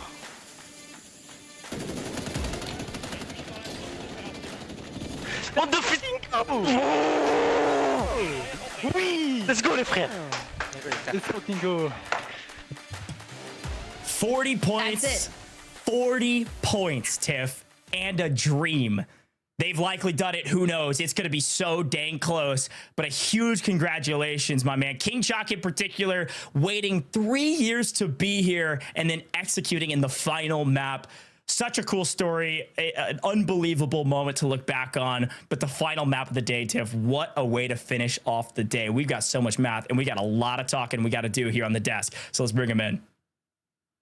An incredible finish, right? King Chalk making it happen for him and his roster. And like you said, the young gun looking to make a point to have a deep run in the World Series of Warzone. 40 points, 20 eliminations, doing everything in their power to make it into top 12. The question is, was it enough? Surely it was, but we're going to have to wait until we tally up the standings. A great game number 6 that gave us a lot of incredible moments and some last-ditch efforts, right, to make it into top 12 despite lackluster performances in the past. We look at our highlights in Geo first. I'm going to go over towards you. We look at a good game as a whole. Oki starts us off, strong start, but then I like Loss. You brought up Loss in the beginning of the conversation, right? We talk about the tremendous clutch he had the day before, and this game wasn't too bad. A deep run for him. Yeah, it's just about the fact that this team had showed such good composure in their lower bracket games. And even though it wasn't necessarily a name that came up a ton today in the finals, I think it just got a little bit overshadowed by a number of the different teams. You're entirely right. It definitely wasn't a bad showing from them. The team did incredibly, regardless. I'm absolutely certain they've made it through. So yeah, just a great one from them. And top 4, that's the big talking point, right? Top 4 for them, which has to make them feel good. Now, I go to you. We talk about Azen on the bubble, Enigma. Was it enough? Did he do enough in this game 6 to pull through? Well, this is one of the things we're kind of paying attention to right now, right? We are trying to see all the math is going on in the back. I'd hate to be absolutely anyone who's trying to pay attention to this right now. They were right on the bubble, right on the door. And so right now we're just kind of trying to figure this out. Zach, Hollow in particular have been France's best squad for the last 2 years when it comes to the World Series. It would be a shame to see them down in the LCQs and having to battle it on out. Well, we already saw drop 1 winners there. It started off with H-Mood picking up a tremendous 40-point game. We go to drop 2. This is where King AJGO started to come alive with our most eliminations. At least not the most eliminations, but getting up there, right? I mean, we're talking a total of, 20-plus incredible performance from them in drop 2. Yeah, that's just absolutely insane. I mean, I think, is this still standing at the highest eliminations that we've had today? Because it just completely brutalized everybody else, and it's a team that we were talking about quite a lot the other day, and that we definitely had high hopes for. And so just to see a fragging game just cut through like that, not only is it impressive, but it's just entertaining. Entertaining indeed. Finishing off Pentagon there, who had some great games moving forward. But this is where I started to truly realize how serious of competitors King AJ Visions and Showstopper were. Big conversation to lower round 2, an even bigger one today, where it mattered most, EMEA Finals. We go to drop 3, our halfway point, and this is where we saw this team, Team Echo, start to come alive, Enigma, and I was so pleased with that because they were a team that I was like, where are they, right? They're in the first 2 maps. I remember even asking you on a sidebar, I'm like, where's Echo's team? But Oki was the guy, the last stand of the Alamo, clutching up by himself. Yeah, and I mean, the individual play on itself just shows the kind of individual brilliance that you have across this roster. The thing is, as a 3, again, this is one of the sides that when I talk about depth, when I talk about how Europe looks stronger this year, they have more teams throughout the pack that look like they could really do something on LAN. This is one of the squads that I'm looking towards because as a team as well, they have supreme confidence in those team gunfights. They spoke about a weakness being not rotating early enough, but it seems that they may well have fixed that today, bringing on 2 maps across the day. 2 maps indeed, right? One of the first teams to, or one of the second teams to do it outside of Marcus from previous. We go to drop 4, and this was all Team Begsy, Gio, just tearing it up. A big game coming out from them, 16 total eliminations, and some things to take note of. Gooey also had a great game here, started in 10th place, had 15 eliminations by the finish. Overall, this was the game for the bubble teams, and the bubble teams stepped it up, Gio. Yeah, this was a really important game, and to be honest, I love the attitude that Team Begsy kind of came in with this, and how they spoke to us, where they were like, look, we're not concerned about the fact that this is our best game is in game 5. We just got to keep going like the same way, and obviously hope for good that we get a good drop and whatnot, but it's just the calmness of their attitude, I think, really helped them, especially in this kind of like open circle at the end, and they could just handle these threats coming from other different directions. They did really good. Did it incredible. I mean, big game coming out from them against 16. You can't argue with that success. Then we go to drop 5, and this is where things started to get serious for those bubble teams. Really, you wanted to make it or break it here, Enigma, right? Because you didn't want to leave it up to chance when it comes to game number 6. But one team not leaving it up to chance is, well, Echo and crew, right? I mean, come on. They win their second game of the day. A wonderful performance, and even besting their performance from their previous game win in drop 3.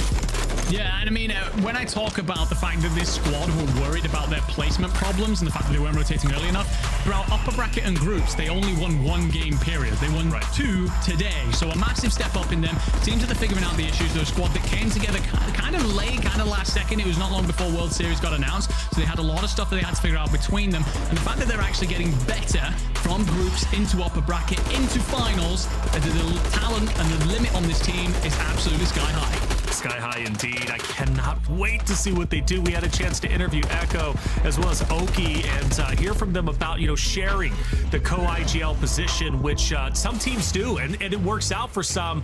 And in this case, it clearly is beneficial. Will it work at global stage? We'll have to obviously find out when we see the standings. Now, our final game of the day, this was an exciting one to finish it off, and it gave us another standout performance, Gio, from King Chalk. 20 eliminations, 40 points total. The young guns looking to prove the old guard they should step aside.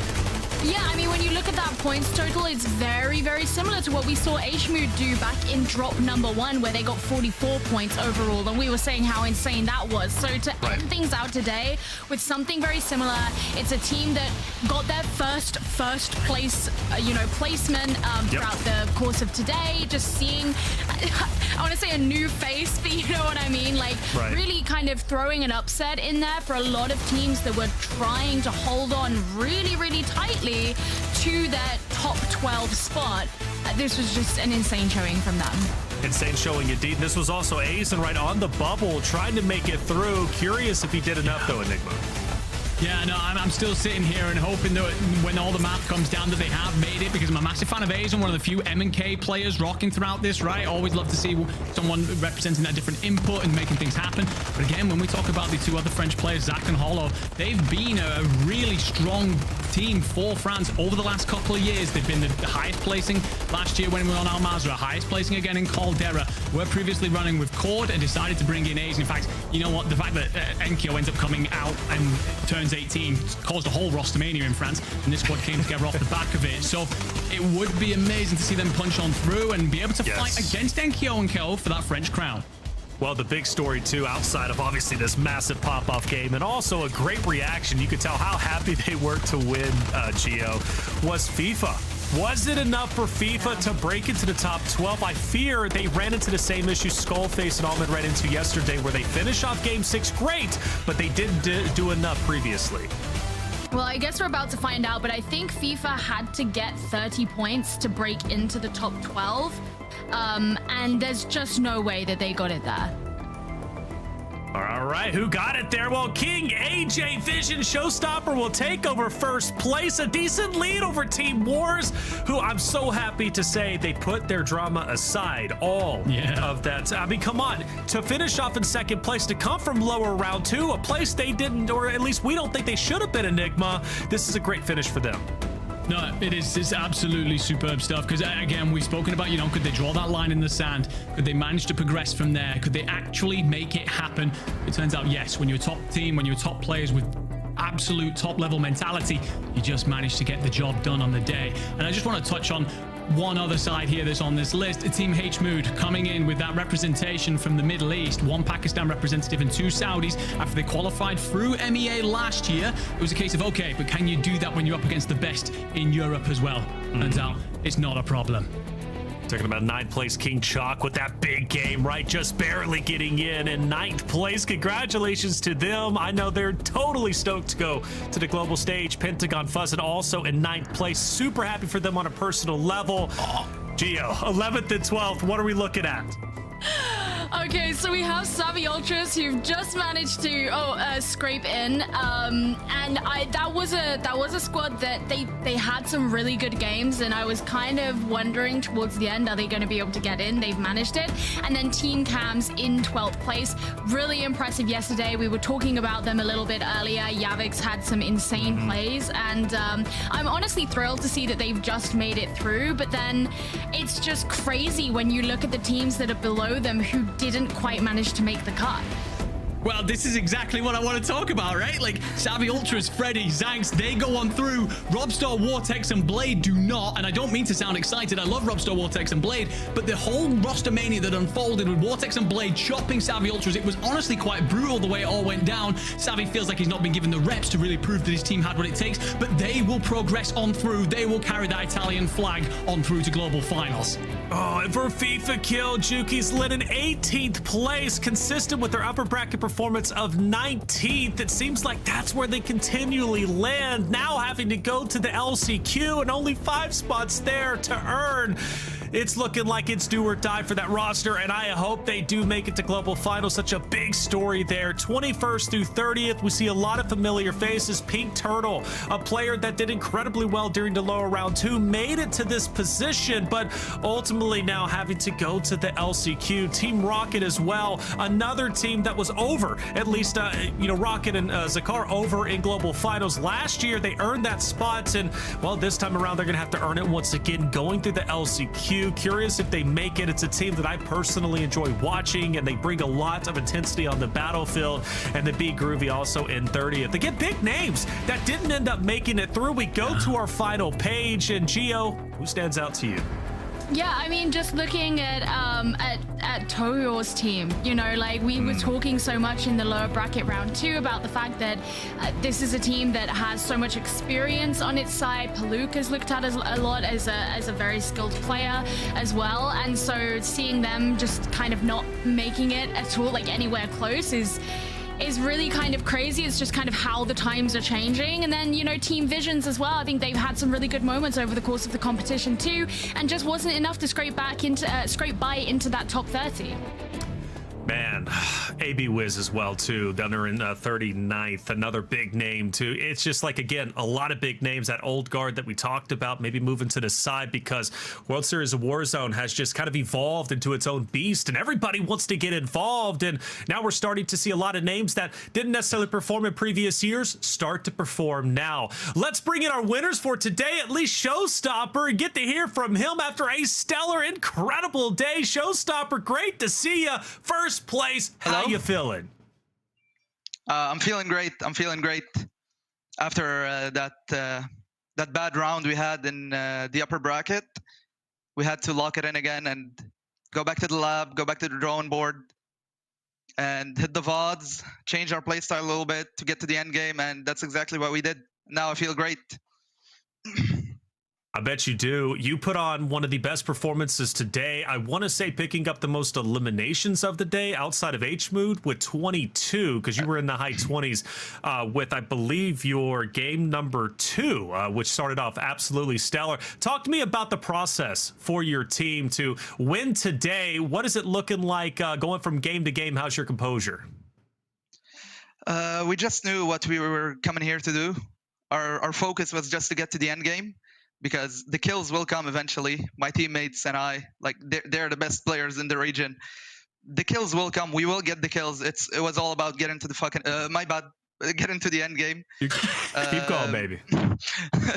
Get into the end game, and yeah, that's exactly what we did, game after game. And then when we relaxed, we knew that we made it. We just started sending teams more, and yeah, we ended up on top. I'm very curious to know how the conversations in your team changed between the upper bracket and the lower bracket, and the lower bracket and this. You know, how much did you have to change your play style between each of those different stages? In the upper bracket, really, it's like we weren't ready for people to be playing that slow with all of that on the line. We thought we could run through everyone, which it's not a very good game plan. So after that, we hit the drawing board. We were like, we need to get to the end game. We will get kills. We're better than everyone else in the lobby. We will get the kills eventually. And in the lower bracket, I think we finished 5th. We were just like trying to practice the game plan, get to the end game, and we did that a bit more. I think we got to the end game twice in the lower bracket, and not the best to finish, but we knew we could make it to the end game, and that's exactly what we did today. After the upper bracket all went a bit south, there was some interesting reactions from the squad. In particular, Vision, one of your teammates, Vision, had an explosive reaction, shall we say. As a squad, you've spoken about how, you know, you've gone back to VOD and you've gone back to look at a couple of things. How do you handle that conversation? How did you boys manage to come together and go, okay, look, we just got to draw a line here and figure things out? We didn't really have a talk about that Vision moment, because if anybody knows Vision, he always says that, like, every week he says, oh, I'm going to quit this game. But realistically, he's too good to quit. We just knew it was just in the heat of the moment. We went back to the drawing board and did what we had to do. I'm glad he didn't quit. There was a lot of talk about people quitting or retiring, and now they're all of a sudden they're going to the global stage, and it's like, thank goodness you didn't. You know, it's just heat of the moment, like you said. It's better just to move on. Showstopper, last thing for you, the only Lebanese player currently competing for you. What does that mean, right? Going to the global stage, representing that. It's a tall task, but it also has to be an honor. It means a lot, really. But after last year, I didn't have the best of years on Warzone 2. And also last year, I think the Middle East had different qualifiers. So I took the choice to play with a European team and move out to Europe to play, but I ended up having to play with a captain, and it was just not ideal for me, and I didn't ended up making it. But this year, with the Middle East being allowed to compete in Europe, AJ and Vision picked me up, and yeah, I'm very grateful. Well, Showstopper, congratulations, man. You put up a heck of a show today with you and your roster first place. It's got to give you a lot of confidence going into global finals. You punched your ticket. I can't wait to see you there. Anything you want to say to your fans, Showstopper, before you get out of here? Anything to say? No, not really. I'd love to thank everyone that helped me get here. My organization, V8, the boys, Vision, AJ, Travis, a friend of mine. Yeah, and all my friends that supported me to get here. Obviously, and family as well. But, you know, of course, families, they don't really know what I'm doing. They think I'm just playing video games. I'm with you there, trying to explain what I do as a talent or a commentator for esports. They just a blank stare. They don't know. But hey, what they do know is what you're doing is important to you, and that's all that matters. Showstopper, congratulations for your win today, man. I can't wait to see you on the global stage. Thank you. Can't wait to see you guys. Great guy. Love that. He's always shouting out the family, and you could tell that it meant a lot from him. Again, the only Lebanese representative, and he's going to be going strong. Middle East, man, looking great, and I love that we combined the regions. EMEA, man, made it that much more competitive. Let's take a look at our top 10 elimination leaderboard and see who stood out for the day. Enigma, who stood out to you? I mean, we got to go with the player at the very top if we're talking about this whole Middle East conversation, right? I'm not going to try and pronounce his name. He's told us that we can call him Jay, and it's 26 eliminations to lead the line in such a talented lobby. Again, we just mentioned it. You know, this is looking like a real golden era for the Middle Eastern teams, and a Middle Eastern individual topping the lot just solidifies that point. Incredible, isn't it? Melvin also there. Nice to see that, Gio. Yeah, that's exactly who I was looking at. You know, you read my mind. Just because we spoke so much about how the players from this team, all three of them were in the top eliminations in the lower bracket round 2, and even having harder competition, being up against much more difficult teams today, we still managed to get representation in the top 5 eliminations of the whole lobby. Great stuff all around. Incredible 6 games. And in fact, I want to go ahead and talk to our casters. Let's bring them in for a final farewell. It's been a great 4 days. Obviously, Tiff, Ghosh, you've had the chance to cast all days. Gio, Enigma, it's been incredible working with you throughout the EMEA, which has impressed me with the Middle East. Tiff, let's go down the line. Tiff, what are your final words before we get out of here? It's so hard to wrap up the past 4 days in final words, but I'm just really impressed with all the squads that have already locked in their ticket to the World Series of Warzone Global LAN, right? We found 24 teams across 2 different regions. And if you think back to last year in the Copper Box, it was one of the coolest experiences for a lot of our Warzone competitors. Some of them only meeting each other for the first time, kind of getting to work together on stage. The Copper Box was packed. It was crazy action. And I know that I just can't wait to see what the rest of the squads look like, right? We still have last chance qualifiers, though, and some more regions. So let's get our rest of our lobby together. Last chance qualifiers are going to be intense for sure. Gio, it was great bringing you on to the World Series of Warzone team. I look forward to working with you some more in the future. Hey, you fit like a glove. What's your final words before we get out of here?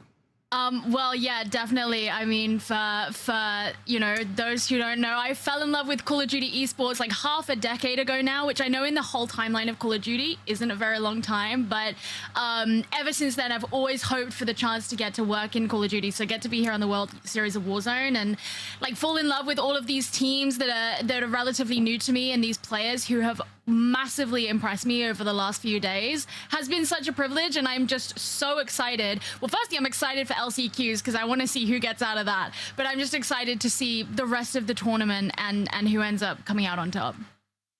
Rest of the turn, who is going to end up on top? LCQs. I can't wait to get into that one. It's going to be heartbreaking for a lot of rosters, Ghosh. But Ghosh, come on. It's always great working with you, getting that insight, bringing the energy, and looking great as always. What are your final words before we get out of here? Thanks, man. I appreciate the gas as always. No, I'm just really excited I got to be here and experience this. World Series of Warzone is one of my favorite times of the year. So glad we're back. I feel like we're just getting started, and we just crushed 4 grueling days of broadcast. Casting, the amount of games that we did was so dang fun, and I think Gio wrapped it up near perfectly. I am so psyched about LCQs. You don't even understand. That LCQ game, the wild card game right around the corner, like, you're not going to want to miss that. So excited I'll be back casting that with Tiff too. So get ready. It's going to be hot.